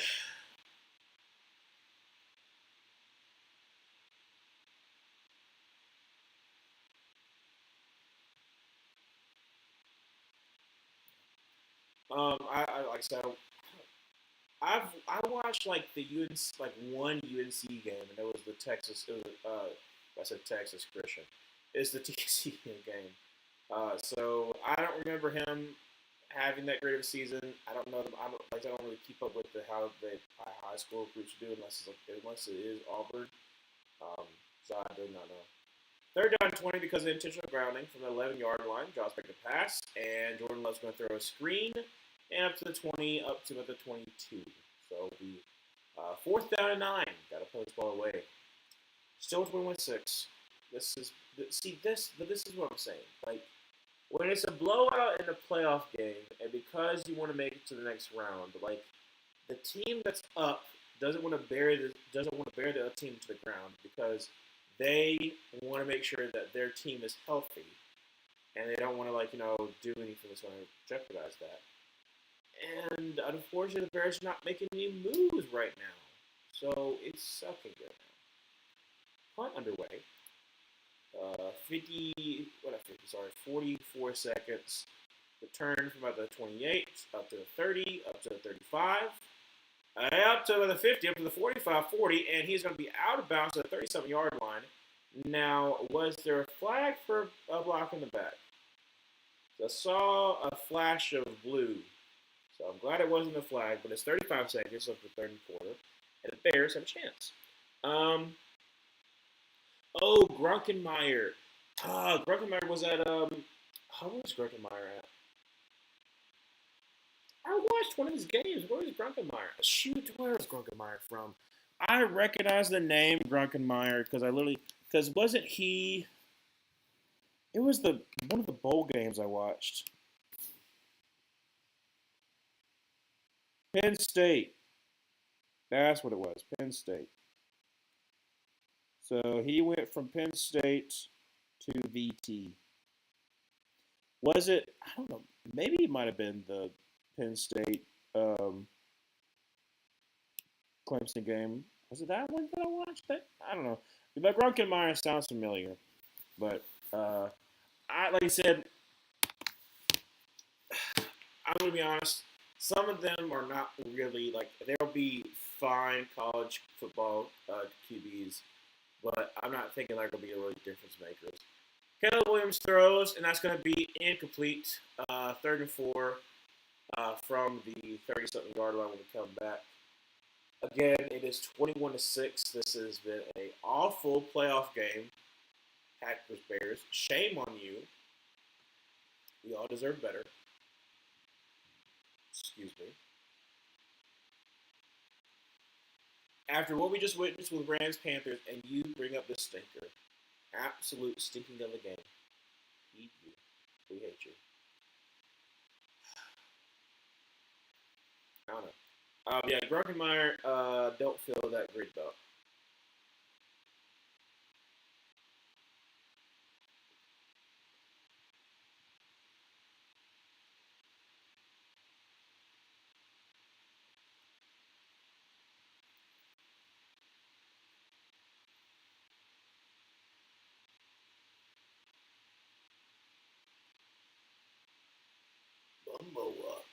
Batista playing on Prime. It was like Fast and the Furious meets them being actual cops. The Wrecking Crew. Also, it was the girl from what's her name?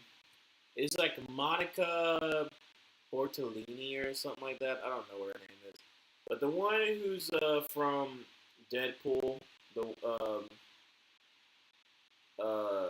the love interest, whatever her name is. I can't even think what her name is. Vanessa? Is her name Vanessa? I don't remember what her name is. But yeah, she's also there too. So go watch on Prime, The Wrecking Crew.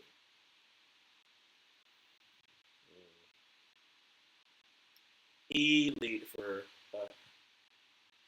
it's like some of the commercials that we have because like it's obviously thought this person would be better at the beginning of the season than they're not. It's kind of funny. Bears, if you can score a touchdown here, I will be much appreciative because then it'd be actually a decent game. Like I should talk about it. Right now, I for some odd reason feel like you're gonna fail. I don't know why. Maybe because you've done it every single time. I don't know. Maybe because you've done it every single time. You've done it every single time. You were supposed to be like, maybe we can score here. No, gonna go for a fourth down, not get it. It's okay. I am keeping my options open because I don't think you're gonna do what you need to do.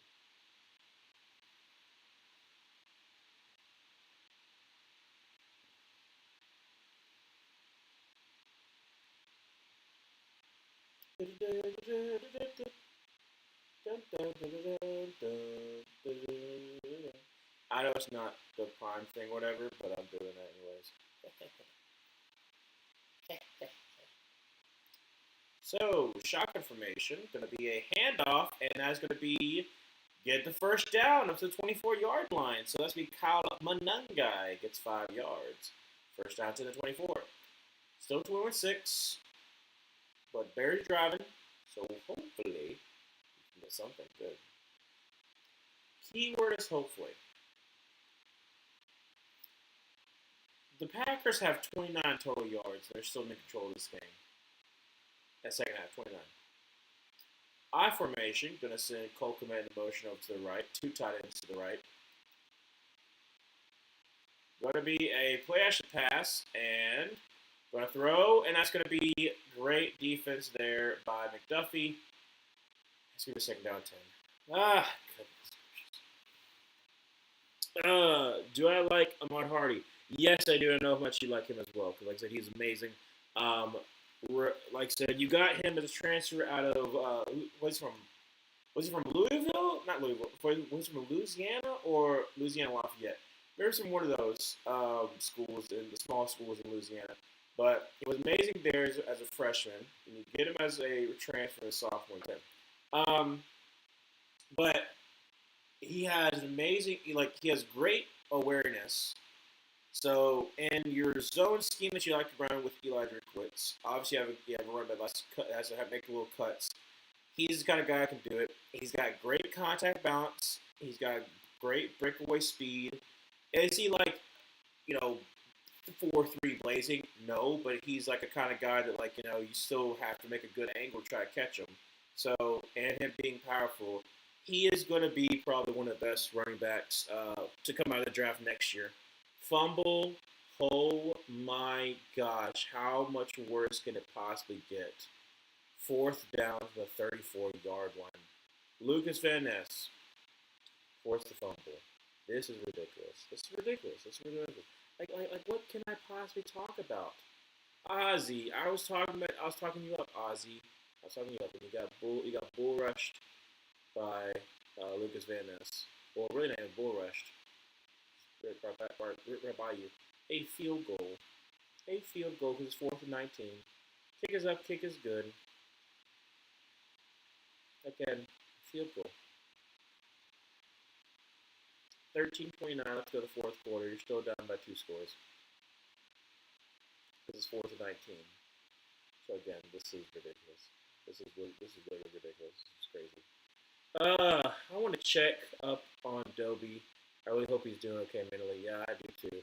I know he's at work, so like I said, it'll be probably later on. I can checks in, but he's probably dealing with a lot right now. Malachi Tony, I love Malachi Tony.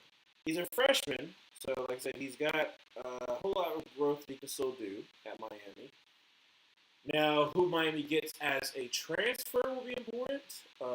Like I said, they have a great team. A lot of great people are leaving, though. So, how much can Miami do next year?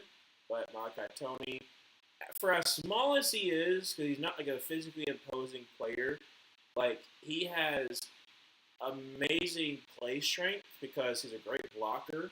He's a willing blocker. Like he's small and he'll still come in like at a fullback and go up to even like a linebacker or a safety and be able to block them for a key block on the run. Like Malachi Tony is so important for Miami's offense. Not only is he like a great yak threat, not only does he have that deep speed, but also being that willing blocker, being that moving chess piece is so huge. So love Malachi Tony as well.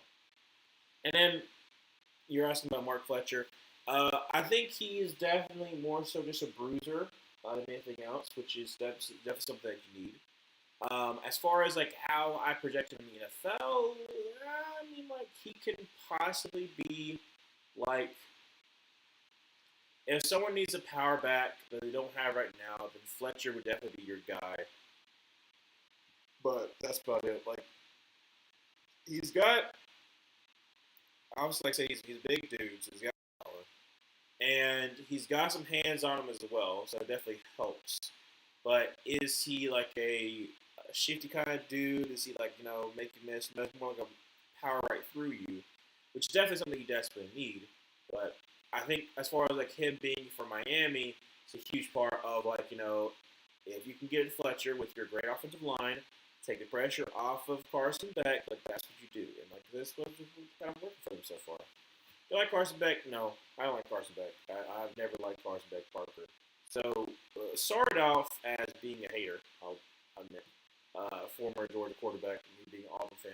But also, like, the fact that he wastes a lot of potential of the Georgia teams because he just would, like, choke at the end. It's a way to choke. That hits before the 20-yard line, so it's going to be a first down and 10 from the 40-yard line. But yeah, like I said, Carson Beck would always find a way to like lose the game at the end, like crumple when he needed the most. The only time he really did it at Georgia was when he had an awful first half against Bama and almost came back and won. Oh wow, they're bringing out Brian Urlacher. Yeah, in the fourth. Yeah, buddy, I'm sorry, but it's not going to be hard to get everybody up because it's 21-9, bud. So I love the sentiment that you're like, oh, we're going to bring him out. He's going to poke up the crowd. No, they're done. But yeah, like he would always find a way to lose. The big games, so, like, say he'd win the games you're supposed to win, but the big games he'd always crumble. And then now he has done a better job at Miami, so I'll give him credit where credit is due. But I still know that's in him, and that's the reason why I never understood.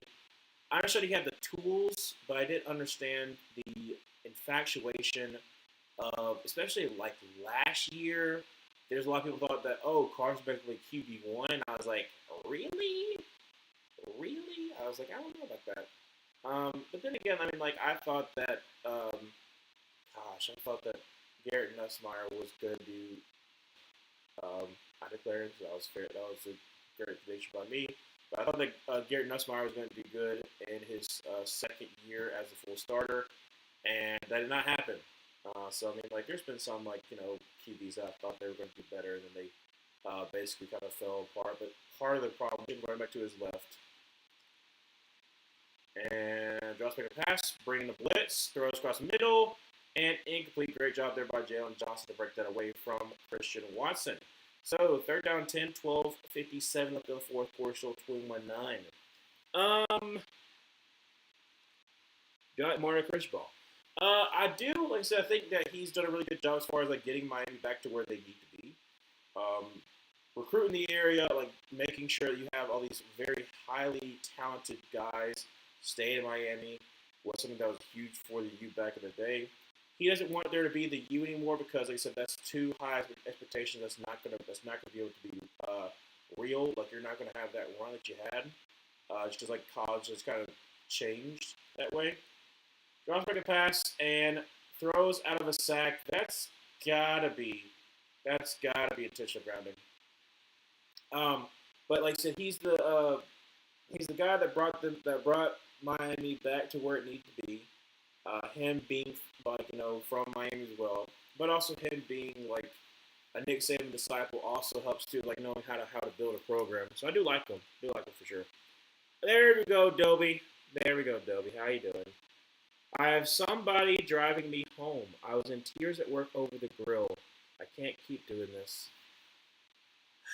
I'm so sorry, Dobie.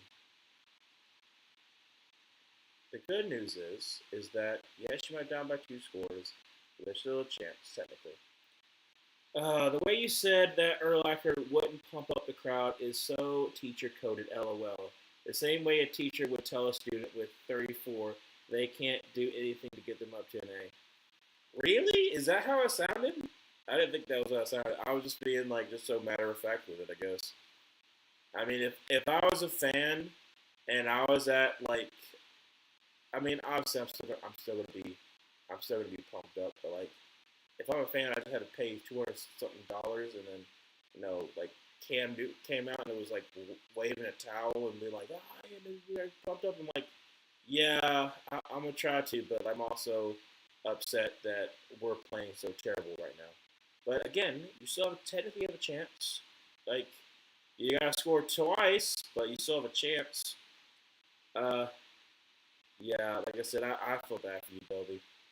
Return to the 15, up to the 20, up to 25, 30, up to about the 35.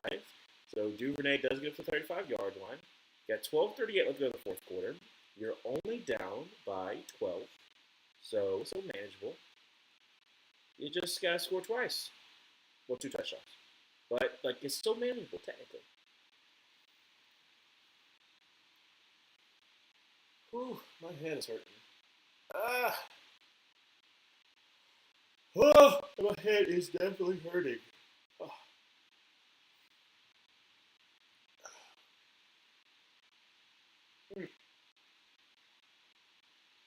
You just gotta believe in the Iceman.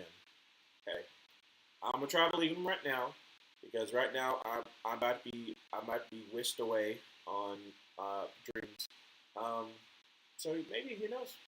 Largest fourth quarter comeback at postseason win was 5 points versus Giants in the 1933 NFC Championship game. Well, trail by 15 points per night. You could break that. Dropping the pass.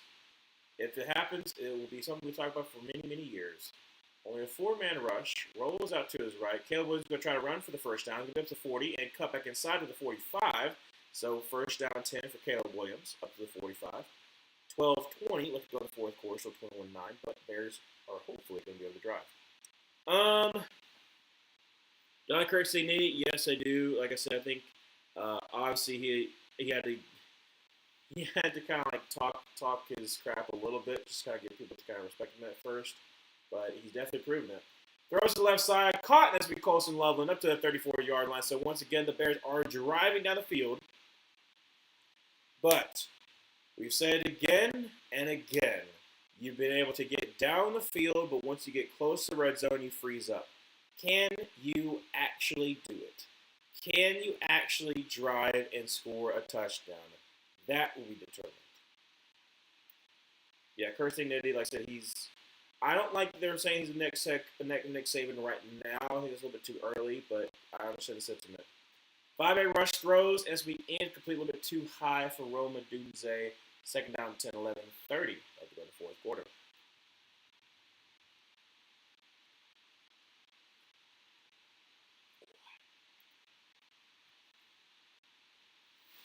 All right.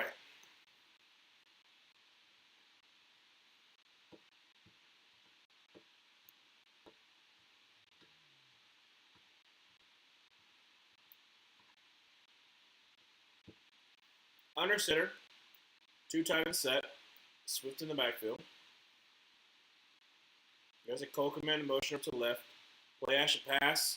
And throws, and that's going to be caught. That's Colson Loveland. And that's going to be a first down 10 for the Bears. 11:25 going fourth quarter, 21-9. Dobie, do not give up. Don't give up. There's still a chance. So, Bears, do you have a chance to shock the world? From the 12-yard line, shotgun formation. Something smells good. Somebody's cooking something. Drops back a pass and throws for the end zone. Just beyond the reach of Colson Loveland. Second down 10. I loved how I was so gung-ho about Colson Loveland that he's tied in one in the draft, and he has done amazing.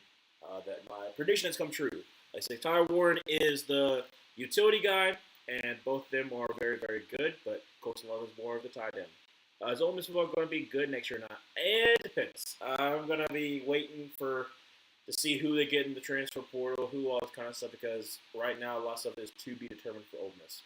So shotgun formation, running back to his left from the 12-yard line. Going to send DeAndre Swift in motion up to the right, and it's going to be a screen pass to him. That's going to be failing miserably, but actually he's cutting across the field, and Caleb Williams helped block a little bit, got up to the 5-yard line. What looked was be like a 2-yard loss ends up being all the way down the 5-yard line. It'll be third down in about 2 or 3. 10:30 left to go in the fourth quarter. Still 21-9, but the Bears have been driving. They've been driving. The only problem is when they get in the red zone, they've been, failing miserably. So who knows? Maybe, maybe not. They can actually do something. For some reason, Zacchaeus is in at fullback. Why are we doing that? Going to be a play. Actually, going to be a keeper by Swift, and that's going to be a touchdown. Excuse me. I'm sorry, Ben Johnson. I was wrong. That was very smart of you to have Zacchaeus out there because basically he ran a flat and like that just opened up the hole. So, extra point. Well, actually, not even really extra point. Right now, it is a one-possession game with 10:08 left to go in the fourth quarter. How do I feel about the 2025 Carolina Panthers season? Director, I feel great. I'll talk about it a little bit more, especially when we go to commercial break. But I'll answer your question a little bit. But kind of talking about it a little bit because, like, right now, like, before this right here, the Bears game was very, very boring. So I kind of talk about the Panthers. But I will talk about the reason why I feel great. I don't feel great right now, but I'm feeling better. Kick is up. Kick is going to be good. So it is going to be 21-16. So even if the Packers drive in the field and kick a field goal, this will be a one-possession game at 10:08 left to go in the fourth quarter. I feel like kind of in between. So on the one hand, we improved by three wins from the previous year, which was an improvement of 3 wins from the previous year after that. So we went from 2 wins to 5 wins to 8 wins. So we improved. We went back to the playoffs, which is an experience in of itself. So giving a very young team the experience of making it to the playoffs, having that thing of like, you basically were in the game. Do I hate the way that it ended? Absolutely. I was so feeling like amazing because we scored a touchdown with 2:39 left, and their defense let them come back and win, which that was crushing. But again, we knew we needed to make some more improvements. And were we ahead of schedule? Absolutely. Do we have a hard schedule next year because of us finishing first? Yes. So do I think that we'll win the NFC South? I don't know. I'm going to wait to see what some moves be made. But we know what we need to do. We need to improve some things on defense, especially like I said, we were very much playing up better than what we have as far as talent-wise because we have no kind of edge presence. And we need better safety play outside of Trevor Merrick. So again, I feel great. Because like I said, we proved to the world that we deserve to be in there because we want to be the Rams for the second time. And Bryce looked good. Yes, he threw the pick, but at the same time, I said before, it really wasn't on him. Could it have been an incomplete pass? Sure, but Jalen Coker stopped for some odd reason. That's how he got picked. So it's not really totally on Bryce if he thinks that it's going to be Jalen Coker and Jalen Coker stops. for some odd reason. So again, I feel better. But for overall, I think we are going to see that the Panthers improve and will be a competing team, and hopefully Falcons get the right head coach, and they'll be a competing team. And at that point, if that's the case, then we can finally get back to where we were before, where the NFC South was not the worst division. If we can just have competency back, can we have competency with the Panthers and the Falcons, and that'll be it. I don't really care about the Saints. Saints, maybe they can, maybe they can't. Bucks can go back to bottom feed if they want to, but just like that. Please, Bears, complete the comeback. I'm begging you to not cook my bracket and save Dobie's sanity. Exactly. Hold up a second. I was reading this and I did not even see. Was there a fumble and was it recovered by the Bears? Packers seem to think they have it. Is Organized football going to be good next year? Possibly. So it is the Packers that do have the ball, so it is going to be. Did they fumble the ball? Yes, but they did recover. So, it was Josh Jacobs that fumbled the ball. But I think Oregon could be good next year, but it depends on the quarterback situation. Obviously, there's some people who think that Dante Moore might end up coming back after the game that he had, and also because he knows that he's going to go to the Jets, which is not a great situation. Who knows? The 46-yard line, pistol formation with Josh Jacobs in the backfield. And going to be a hand of Josh Jacobs, who's going to try the middle field, gets up to about the 48. Now, a flag did get thrown, so I don't know if it's going to be called on either a hold or if it's going to be called a face mask. I have no idea. Let's see here. Holding on the offense, sorry. So it's first down 10 for the Packers. So it was Rasheed Walker, you can call for that. Now 56 left in the fourth quarter, still 21-16. But yeah, like I said, I feel great. I feel good. I feel better than I did before because I was devastated. But I feel better. Us Saints can play spoiler, but Bucks, please kindly get out. Absolutely. First down 10 from the 36-yard line. Shotgun formation with running back to his left. Drops back to pass. Jordan Love throws quickly. Romeo Dobbs, and he gets to the 45-yard line. So nice gain there. Be about second down, about either 11 or 12. Yeah, like I said, I'd rather have the NFC South back to competency because I'm sick and tired of people saying that we don't deserve to be in places. And then we go and do this, and there'll still be people who are saying, well, they still shouldn't have gotten in. The Rams had the second best odds to win the Super Bowl, and we just took them to the end of the game, and then so trips to the left, empty set, drops back and pass, rushing 5, and throws across the middle to the 40 up to the 35 and down about 33-yard line. Romeo Dobbs, first down 10 for the Packers. As he was getting pressure, almost got sacked. Just wasn't enough time, unfortunately, for Romeo Dobbs to get open. Buyer got cooked. Buyer got cooked.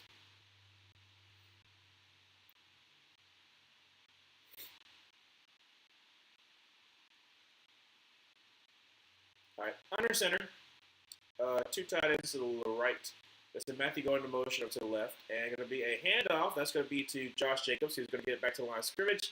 Well, I guess a yard. Second down 9 from the 32-yard line. Pushing and shoving going on. Pushing and shoving. 8 minutes left to go in the fourth quarter. Still 21-16. But second down 9 for the Packers. Now, again, if they only have a field goal, it'll be a one-possession game, but it'll be an 8-point game. So, still important, but important to give a little context. Chicago's been trying pretty much this whole entire game, outside of when they got the 3-0. It was 7-3, and then this pretty much downhill ever since. But they have been able to come back, and hopefully they can pull out with a huge comeback against their arch rivals. Shotgun formation with running back to his left, drops back to pass, bringing the blitz, and off his back foot, throws, and that's going to be almost picked off. And, ooh, he is down on the ground. Is that Vasher? That was Wright, not Vasher. I'm thinking like old school Bears, sorry. Wright is down on the ground. I think he landed wrong on his back. He is down. Third down 9. But looks like we're having injury timeout. Is Miami going to be good, Parker? So I think this is kind of the same as I think it depends on who they get in the transfer portal. Because right now they're focused on trying to win the national title. If I'm Miami, I'm thinking of okay, we got we got Tony, obviously going to stay. We've got some very talented freshmen and sophomores who are playing the secondary. But we also are losing Keontae Scott, losing Ruben Bain, losing Mesinor, well, not Mesinor, anyways, losing him, losing Carson Beck, losing probably the running back Fletcher, unless he comes back, who knows. But they're losing a lot of people that it might impact how great you can be. Draws back to pass, throws across the middle, and it's caught. That's going to be once again a Romeo Dobbs for a first. Well, that is a bad spot. He definitely got the first down. And, yeah, that's a bad spot, bud. He definitely got the first down. All right, well, it's definitely first down. It's not a first down based on where they spotted him, but it's definitely a first down.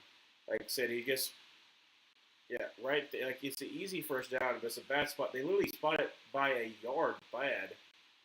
Yeah, like you can say easily see his first down. So drops back a pass.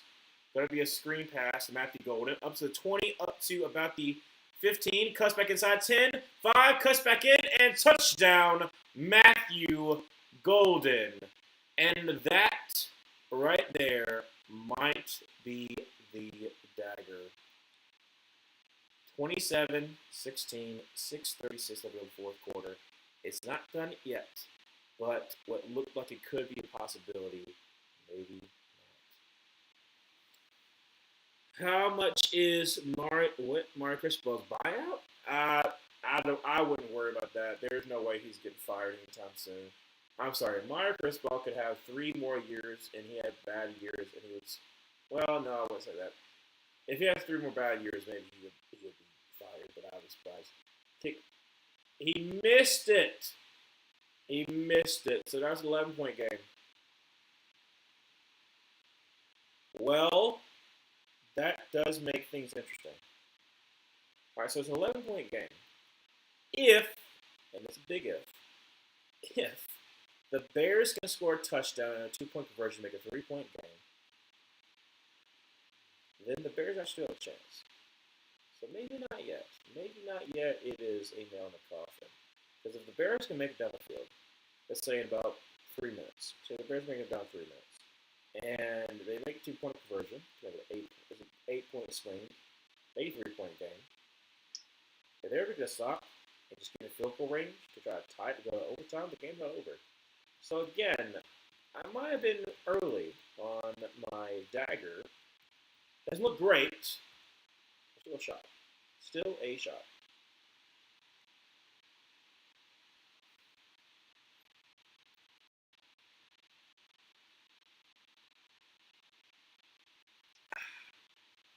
Yeah, I'll be surprised if Mario Cristobal gets fired anytime soon. Just because I think Miami's still going to be good. You got a weak ACC.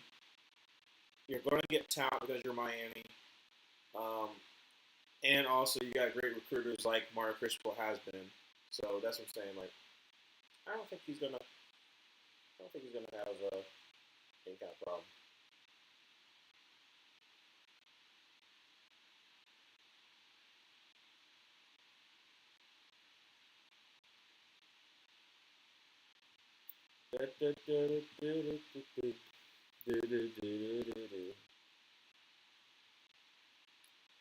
So is Matt Rule going to be at Nebraska next year? That is a great question.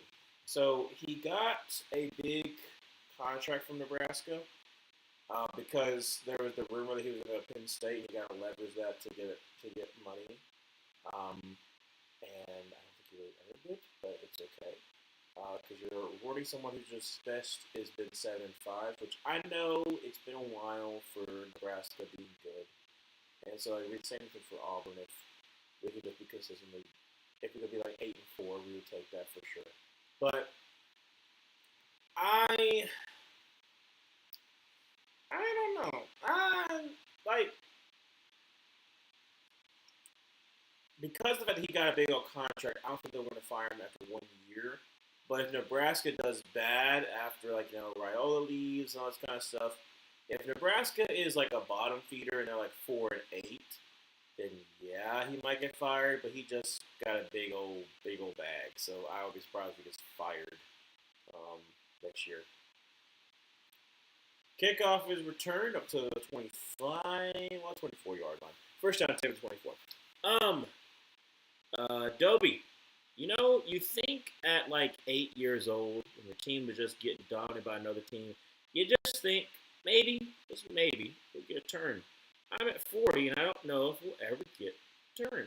Well, there is also a possibility, and this is just out there, there is a possibility that the Bears can still come back. So you just gotta believe. Now, is it probable?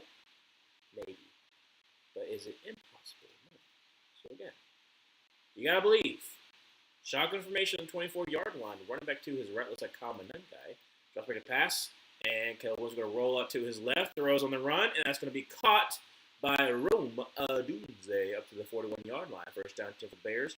6:20, 6:19, 6:18. Clock continues to run. There's no chance. Is Shane Beamer going to be fired next year? That could be possible. If South Carolina underperforms next year too, yes. Colson Loveland unfortunately kind of stumbled there. Clock continues to run, but like I said, the Packers are only up by 11. If the Bears score a touchdown here and go for a 2-point conversion, if they get it, only a 3-point game with all 3 timeouts. So again, anything can happen. Second down 3 for the Bears. From the 47-yard line, drops back a pass, only rushing 4, and is going to check it down. However, it was incomplete. Third down 3. 5:41 left to go in the fourth quarter. But eventually they'll turn. Like I said, again, Dobie is the first year of Ben Johnson. Maybe, just maybe, give him a little time. Maybe he does turn. Maybe the Ryan Poles, going to take it north and never give it back. Maybe that might have been too crass, but you never know. Shotgun formation, drops back a pass, and is going to throw across the middle. Incomplete. 4th and 3. Right here, right now. This is the game. 5:37. Let's go to the fourth quarter. I hate these all-Navy combos. We have never won this combo. Yeah, I thought you would do like a little something different, but I don't really hate it that much. But I don't know. I like seeing more orange.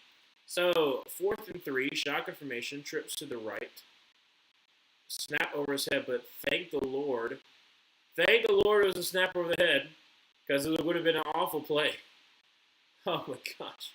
So you got saved because of a flag so far. It's a false start by your center, and it's a good thing that happened because, like I said, he snapped over Caleb Williams' head. So. You're like, who? Jacarius Peak? I don't know. I gotta check to see who that is. I don't know who that is. So 4th and 8. Drops back a pass. Caleb Williams got some time. Kind of running out of time. Throws off his back foot. Holy crap! While his feet are together, just throws it out there for Rome Odunze, and Rome Odunze catches it to the 30-yard line. Again, he's rolling to his left. Got to throw it off his feet and throws a perfect pass to Rome Odunze. So from the 30-yard line, first down 10, drops back the pass, and Kelly throws, and that's going to be incomplete once again, try to get Rome Odunze, but incomplete. So 5:03 left to go in the fourth quarter, second down 10. Again, he's rolling out to his left. He's got to just kind of like throw this one out there for a prayer. How? I don't know. Iceman. Second down and 10. 5:03 left to go in this fourth quarter. Again, 27-16. So if the Bears score a touchdown and the 2-point conversion, they will only have to score a field goal. And 5 minutes is a long time. Shotgun formation, draws back to pass, and is going to roll, throw away. Third down and 10. Not great. 5. No, 4:55. Sorry, 4:55 to go in this game. I am shocked by, what's happening right now, if I'm being honest. Because, this whole entire game has just been all Packers. And then the Bears have some semblance of life. And then the Packers are like, well, actually, no. We're going to score a touchdown. And they missed the extra point, so then it's still 20-15, up to the 10, down to the 8-yard line. Kyle Manungai up to make a first and goal from the 8. 4:40 left to go in the fourth quarter. And the Packers are looking on like, oh my gosh. Ready to get Keller Williams. But yeah, pressured, just kind of dumps it off to Manungai. Manungai's a little shifty kind of dude. He's a swell dude, but he's shifty. First and goal from the 8, and going to check it down. It'll be incomplete. Quay Walker on the coverage to knock it away. All right, Bears. Second and goal from the 8. 4:21. Keller Williams, a little bit of a pain.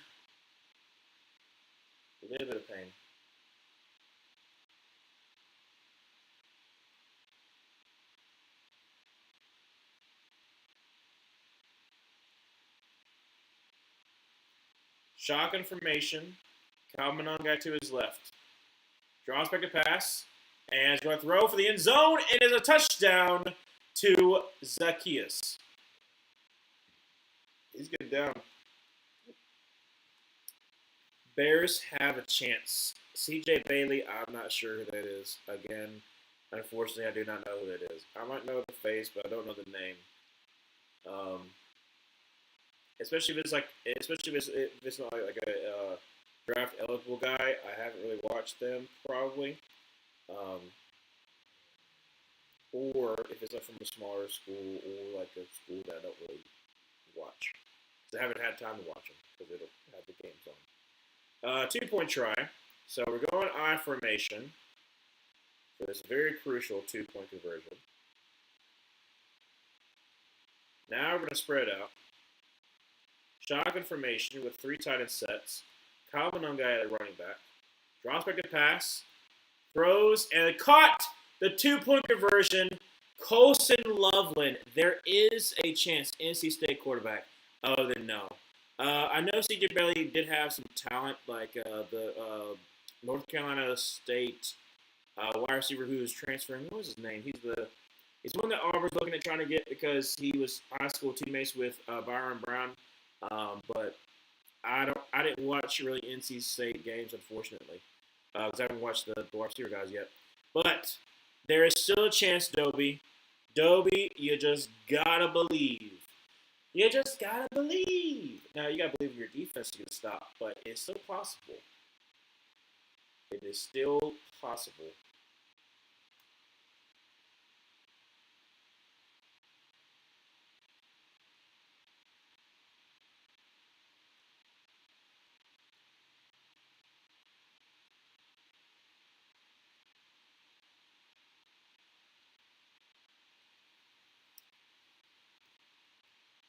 Now, Dobie, how you feeling now, though? How you feeling now? You haven't told me yet, Dobie. How you feeling? 4:18 left to go in the fourth quarter. It's a 3-point game.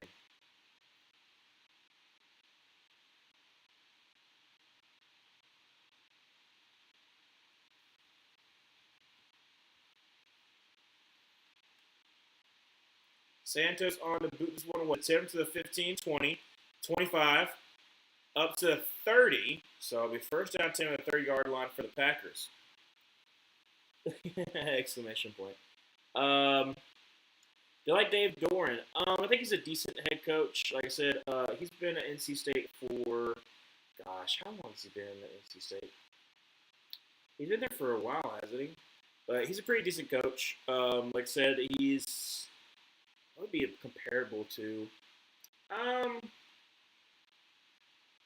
trying to think someone who's been like decent for like a good while. I don't know who you compare him to, but he's been decent for quite some time at NC State, and and is Instant ever going to be like upper echelon, like competing for national titles stuff like that? No, but they could be having like so decent seasons. So shotgun formation, trips to the right. Now going to have running back to his left, and going to be a screen pass. This will be Jaden Reed, who gets about a yard or two. So second down, about 8. 4 minutes left to go in the fourth quarter.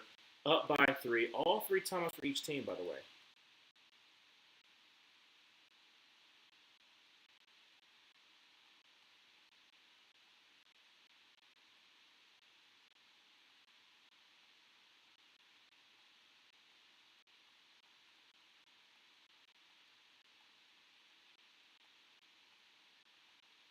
Shotgun formation. Run back to his left.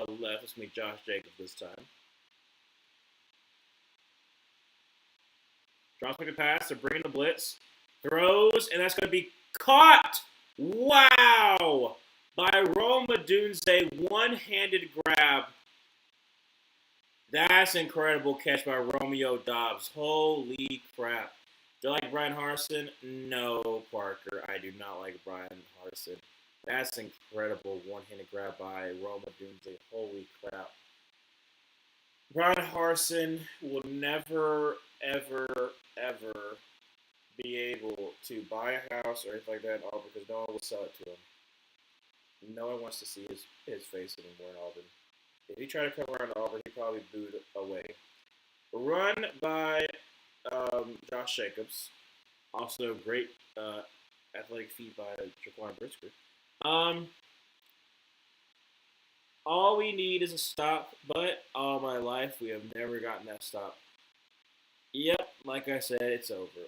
Well, you can still hold him to a field goal and have Caleb Williams put the dagger at the very end. So how about that? How about that, Dobie? Let's be positive, okay? I was positive till the very end. And we still lost. So let's be positive to the very end until we lose, okay? Because otherwise, you're going to be down in the dumps, down in the dumps. And then you're not going to be able to appreciate when something magical happens. So again, let's be positive. Shotgun formation, right back to his left from the 34. Well, 33 and a half. Drops back a pass, getting the blitz, and throws, and that's going to be caught by Golden. 3:11 left to go in the fourth quarter. Again, Bears have only 2 timeouts, but they still have a 2-minute warning. So, do you like Caleb Williams? Yes, I do. Like I said, Caleb Williams was a star for Auburn when I was just really becoming an Auburn fan. From 2001 to 2004, I was 1 to 4. I did not meet him, but I did meet, when I was in kindergarten, Kenny Irons, who was a running back at that time from 05 and 06. But Caleb Williams, like I said, came at an opportune time for Auburn and helped revitalize the program when Ryan Harsin got fired, rightfully so. And I am upset that I never got to go to the Texas A&M game where he was first home game. But I heard that, and you could feel the electricity in the stadium on the screen when Auburn won for Cadillac. So, love Cadillac. Understood why he didn't become a head coach, which I'll talk about in another video. But yeah, feel like Cadillac. Kevin Steele, Parker, he was a DC for us for quite some time. Great recruiter as well. I do remember that some of the boosters tried to make Kevin Steele the head coach. Did not work. They tried to start strong on their way to make Kevin Steele the head coach, which again I will talk about in another video of Auburn being Auburn.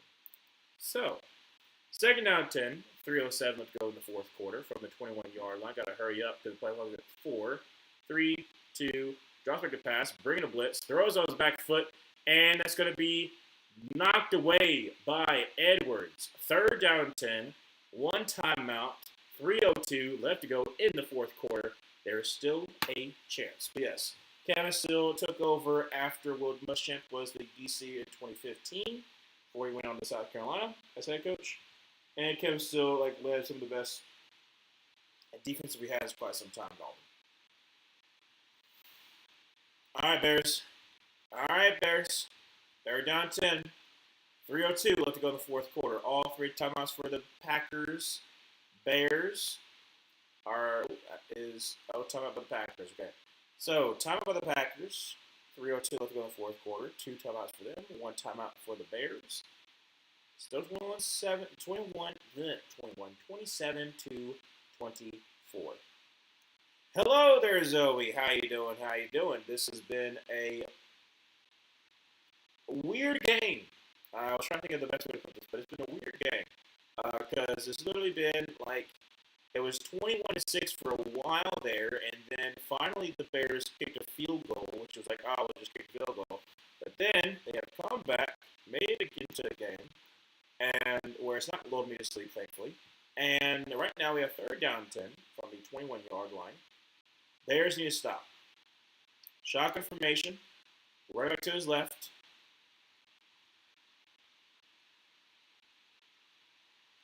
Play clock at 3, 2, 1. They didn't call. Okay, did they call a flag on delay game? I think they did. Delay game on the offense. So it'll be 3rd down at 15. Finally home from work. How's the game by then? Like I said, it was pretty awful for quite some time. Like, it was 21-6 for quite some time. Then the Bears kicked a field goal.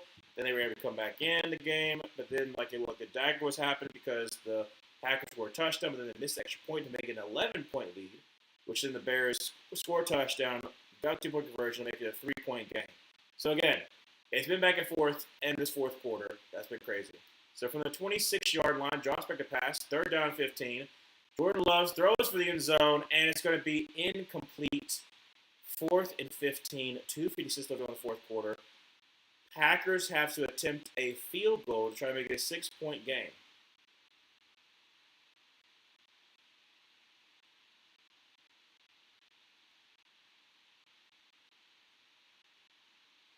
You can look at the Bears fans, they're like, oh my gosh. Yes, if he just misses this field goal, then a field goal will tie it, but then we can also win this game.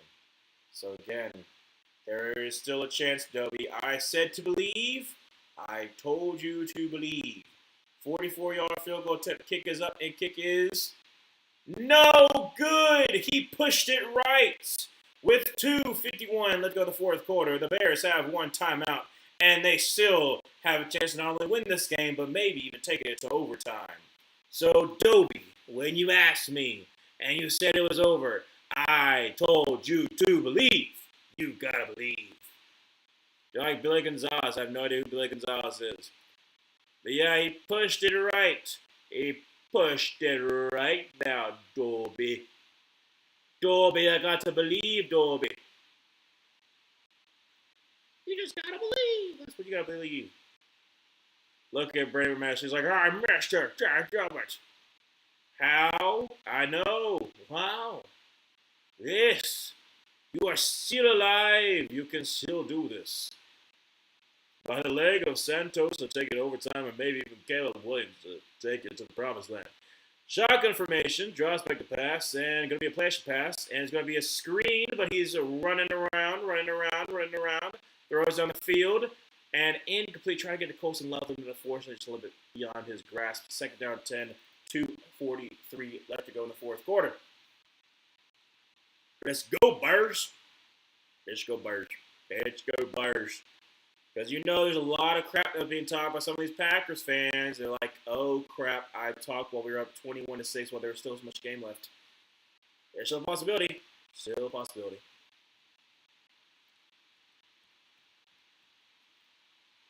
All right, Caleb. Shotgun formation. Smith to his right. Throws across middle. Caught. That's going to be Colson Loveland. Up to the 46-yard line. Gain of 12. 1st down 10. Again. I told you about Colson Loveland. I said he would be a great tight end. And yes, he has. He's been great. Especially in this game. 2:25 to go to the fourth quarter. There'll probably be one more play played for the 2-minute warning. Do I like Matt Eberflus? No. No, absolutely not.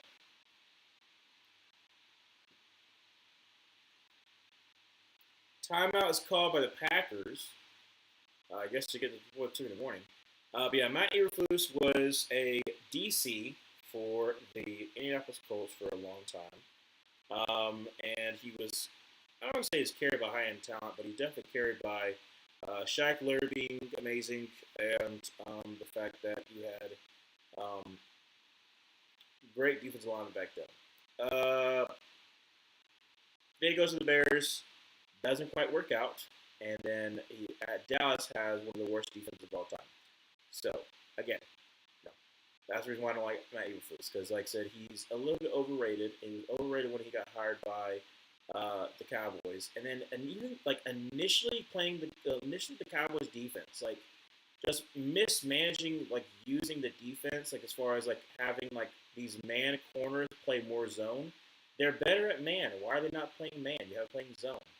I know like the pass rush wasn't the best, but you got to be able to work with that.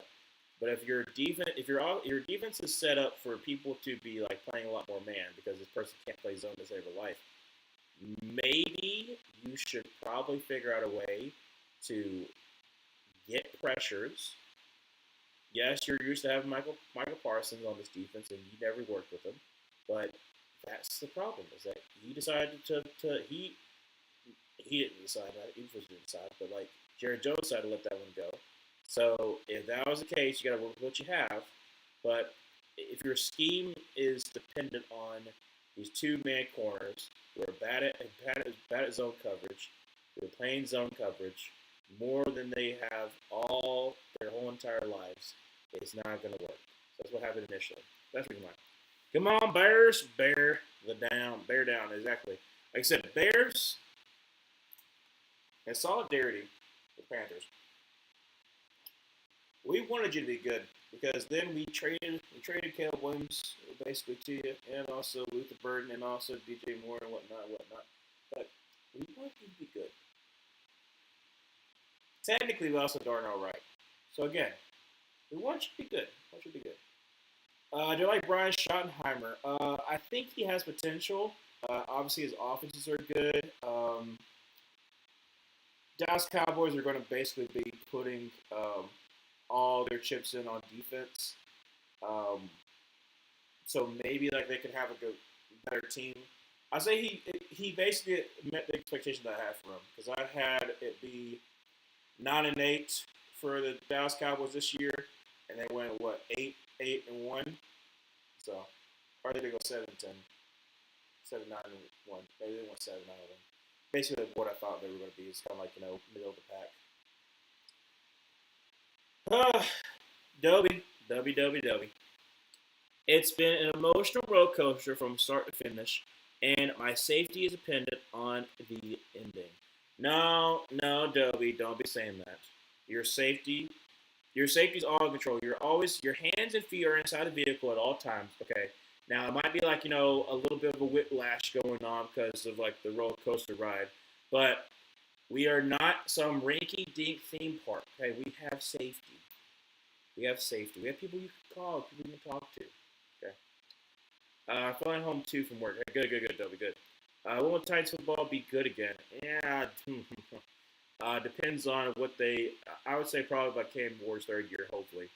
Maybe not next year, but maybe his third year. Shotgun formation. Running back to his left.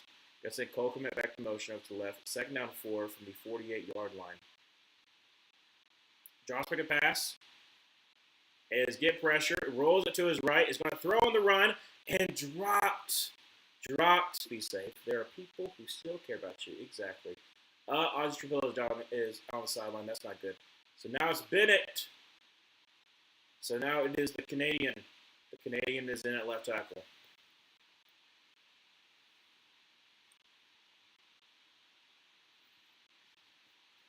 Ozzy Trevilla really can't put all his weight on his foot. So Theo Benedict is in at left tackle. John's going to pass 3rd down 4. Quick throws, be first down up to the 40, up to about the 35, up to the 30, up to about the 25, and that's going to be DeAndre Swift. 1st down and 10 for the Packers. Again, down by 3. I said Packers, sorry, Bears. Down by 3. You need a field goal to go to overtime. but you could score a touchdown and win the game. 148 left to go in this game. Ooh. I can't talk too much about the other than I had to say to somebody recently. Oh, okay.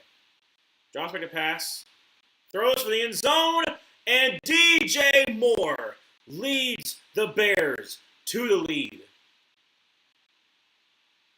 30-27, extra point makes it a 4-point game. The Bears fans that are there cannot believe their eyes. Dobie, how we feeling now? How we feeling now? I was not even remotely closer to cool, but he lost his daughter, so I had to be careful with him. Oh, man. Dude, that's...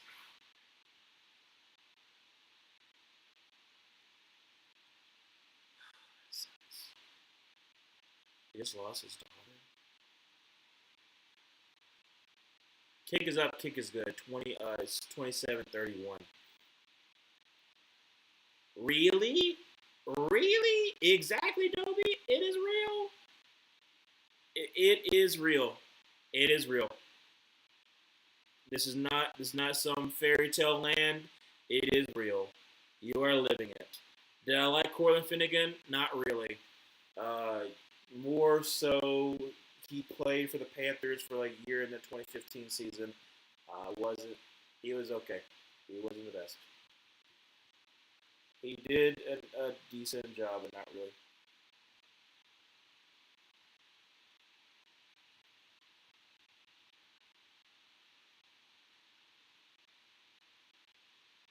The Iceman showed up. The Iceman showed up.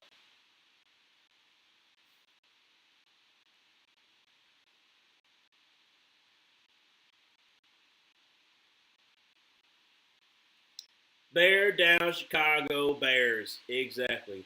Pray for your friend Dobie. Hope this touchdown can make you feel better in any small way it can. Exactly. The largest comeback win in postseason history is 7 points 3 times. They trailed by 18.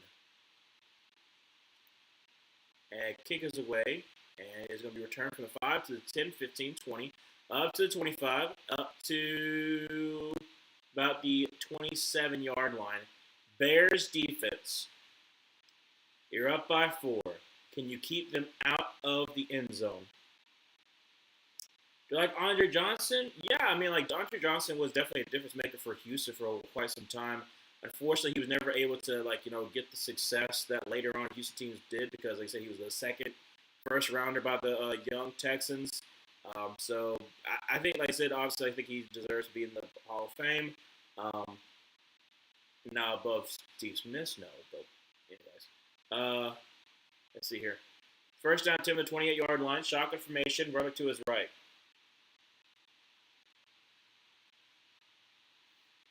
Drops back to pass. And throws on his back foot, trying to check it down to Josh Jacobs, who gets him to 30, down to the 31. Clock continues to run. 126, 125, 124.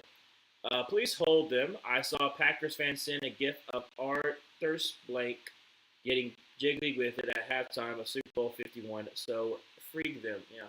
Shotgun formation, drops back to pass, and throws across the middle, and it's going to be incomplete. Almost was picked off by Kyler Gordon. Third down 7, 108. Not everyone loves Brett Bielema. I can say that the South Carolina Gamecocks do not like Brett Bielema. Dobie, I'm sorry they had to show that graphic at the bottom, Emmanuel. Yeah. Not great. Not great when they do that. Third down 7, 108 left to go in the fourth quarter. So 31-27. Can the Packers find a way to win, or will the Bears prevail in the largest comeback in postseason history? Throws across middle, dropped by Rome Odunze. It is 4th and 7. This is the game. 105 left to go in the fourth quarter, so 31-27. It is 4th down. Dennis Allen, former Saint. What will you provide on this 4th and 7? Shotgun formation. Running back to his right. Gonna send Matthew Golden in motion over to the left. Draws back to pass. Clean pocket throws, and that's gonna be a first down to Matthew Golden up to the 44-yard line. 1 minute left to go in the fourth quarter. The game's not over just yet. Dobie, I already said that. Hey, man, none of that matters right now. It is your moment, Dobie. Yes, it is. Gordon's better Nick Corner than CJGJ. Yes, he is. Also younger as well. No, Parker, South Carolina's not like Britt Bielema. They, in fact, hate him with a burning passion. First down, 10. 1 minute left to go in the game. Drops back a pass, and Jordan Love throws to the sideline. That's going to be up to the 50-yard line for about a 7-yard gain. Second down, 3, 55 seconds. Second down, 3. Bears got to get a stop. Got to get a stop.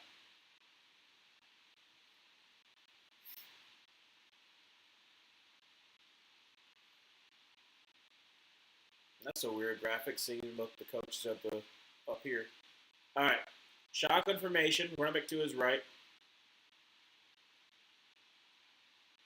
Drops back to pass, and is going to throw his back foot deep down the field and dropped by Jaden Reed. Third down and 3. 50 seconds left to go in the fourth quarter. Ooh, baby. Why does South Carolina hate Brett Bielema? Parker, just look at last year's bowl game of Illinois versus South Carolina, and that will explain everything and reason why South Carolina does like Brett Bielema. In particular, look up Shane Beamer versus Brett Bielema, and you will know exactly what I'm talking about. Third down 3 from the 49-yard line. Shotgun formation. Running back to his left. Draws back to pass. And throws to the right side. And that's going to be caught. That's going to be Romeo Doubs. First down 10 for the Packers. Clock continues to run. 44. Well, the timeout's called by the Packers, looks like. So they call their last timeout. Then he does that. But he's better in the nickel than on the outside. True. True. All right, first down 10 for the Packers. Like I said. What's crazy is that there's 4 points that's left on the field. You miss an extra point, you missed a field goal. That's the difference in the game right now. That's the difference in the game. Do I like Brett Bielema? I think that he's done an admirable job at certain places he's been to. When he first got to Arkansas after the whole debacle with, I think it was it John Smith, there's a J.L. Smith or something like that before, after Bobby Trin, I think. Across the middle, up to the 25, down to the 23-yard line. First down 10, Jaden Reed, 36, 35, 34. Got to clock this or make a play. But yeah, I think he's done admirable. Oh, no. Wait, actually, no. Packer players down. I think it's Sean Ryan, the center. Yep, it's the center.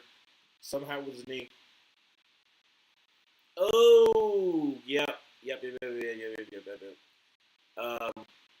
I think it's the field. Soldier Field gets another knee. But yeah, like Brett Bielema, like I said, he was at Wisconsin, led Wisconsin some nice seasons. And then you had, so you had that.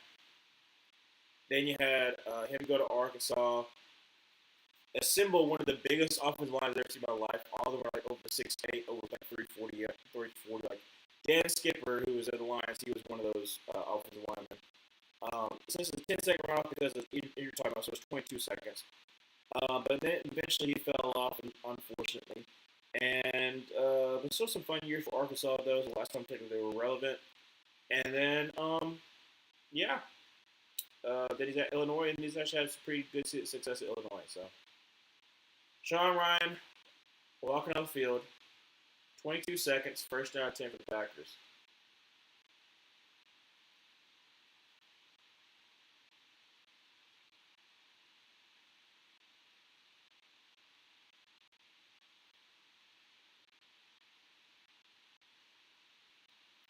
You're like, who?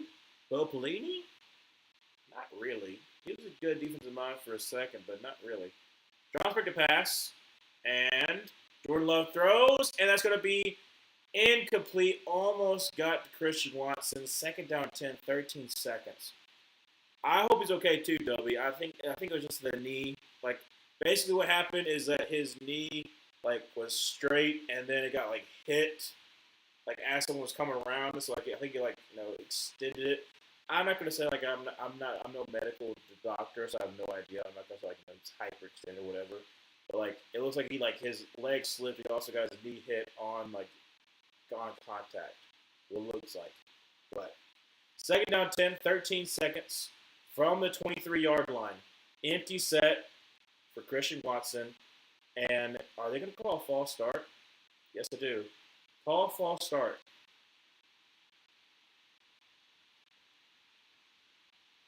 Do I like Les Miles? Ooh.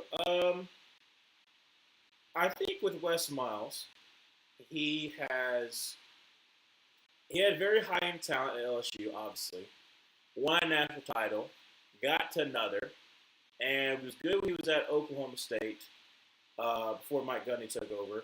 So I think overall, obviously, like I said, he unfortunately, some of the stuff that happened with some of the recruiting stuff, he is not yet eligible for the College Football Hall of Fame. But so, 3-yard rush. Jordan Love is going to throw, and that is a fumble. So 5 seconds, 4, 3. Why is the clock stopped? Well, the clock kept going, so they need to reset the clock. But let's make sure it's not a fumble. The hand was going forward. Yeah, Les Miles, I think he's a great coach.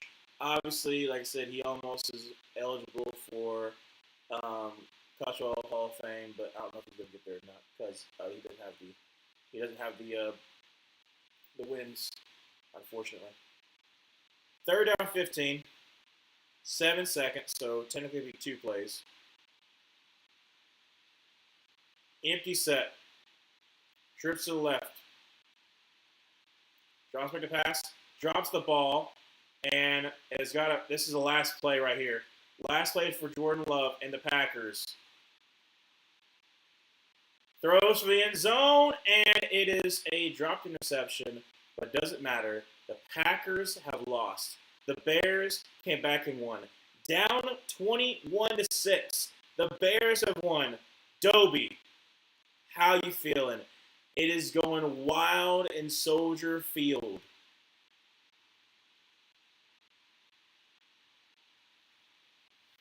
The Bears survive. The Bears survive, and the Iceman's legacy continues to grow stronger. Over after what Barry out took over after Brett Bielema, I think that's how it goes. I remember Paul Chris because he also was the coach. Either him or Barry Alvarez came back for one season when Wisconsin we lost Wisconsin in the Outback Bowl in 2014. But yeah, 31-27. Bears come back and win.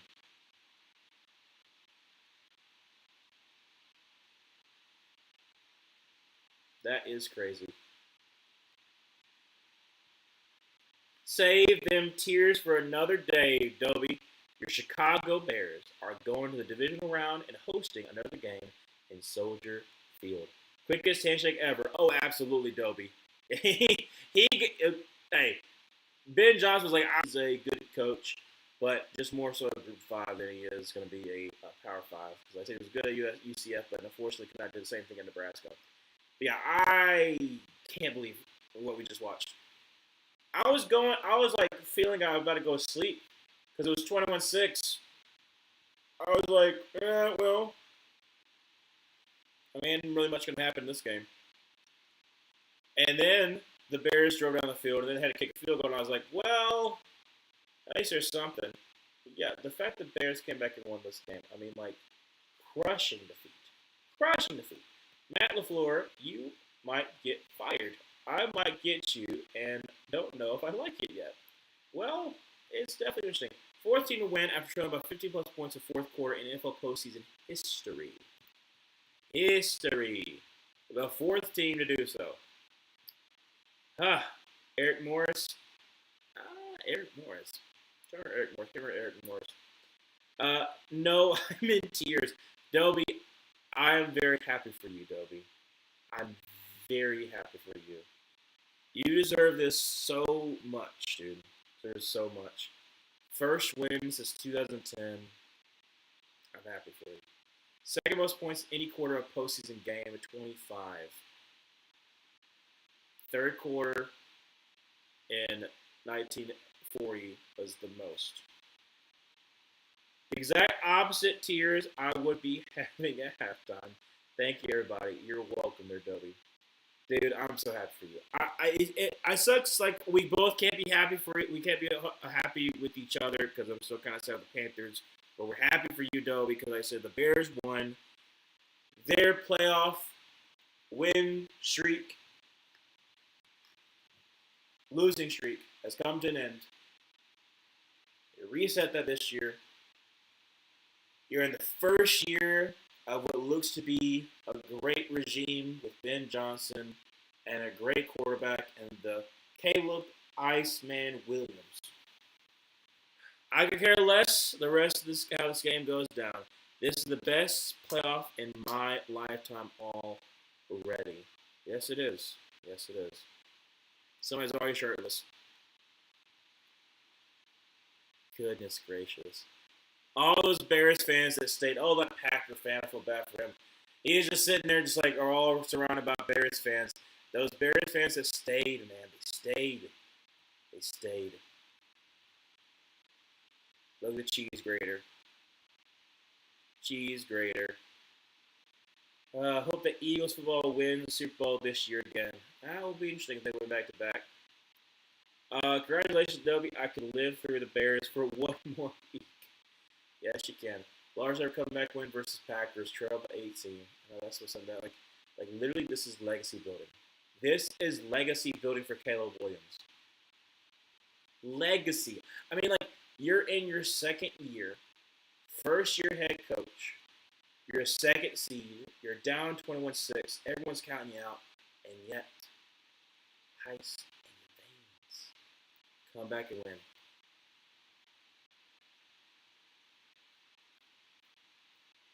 I mean, it's technically 21-3 at that point, but like at halftime, but still. A lot of people already take the shirts off. It's looks like it's starting to flurry a little bit.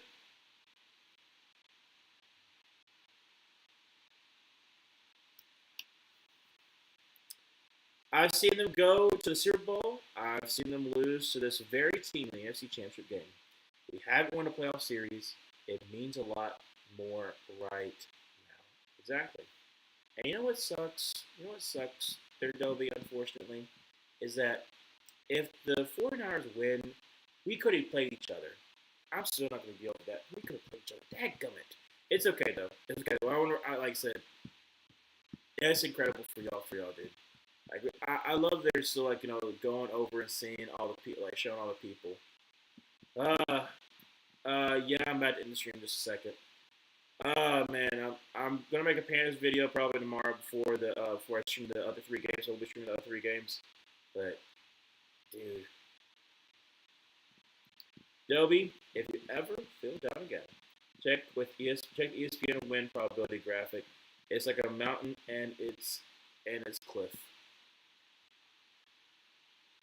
Incredible game.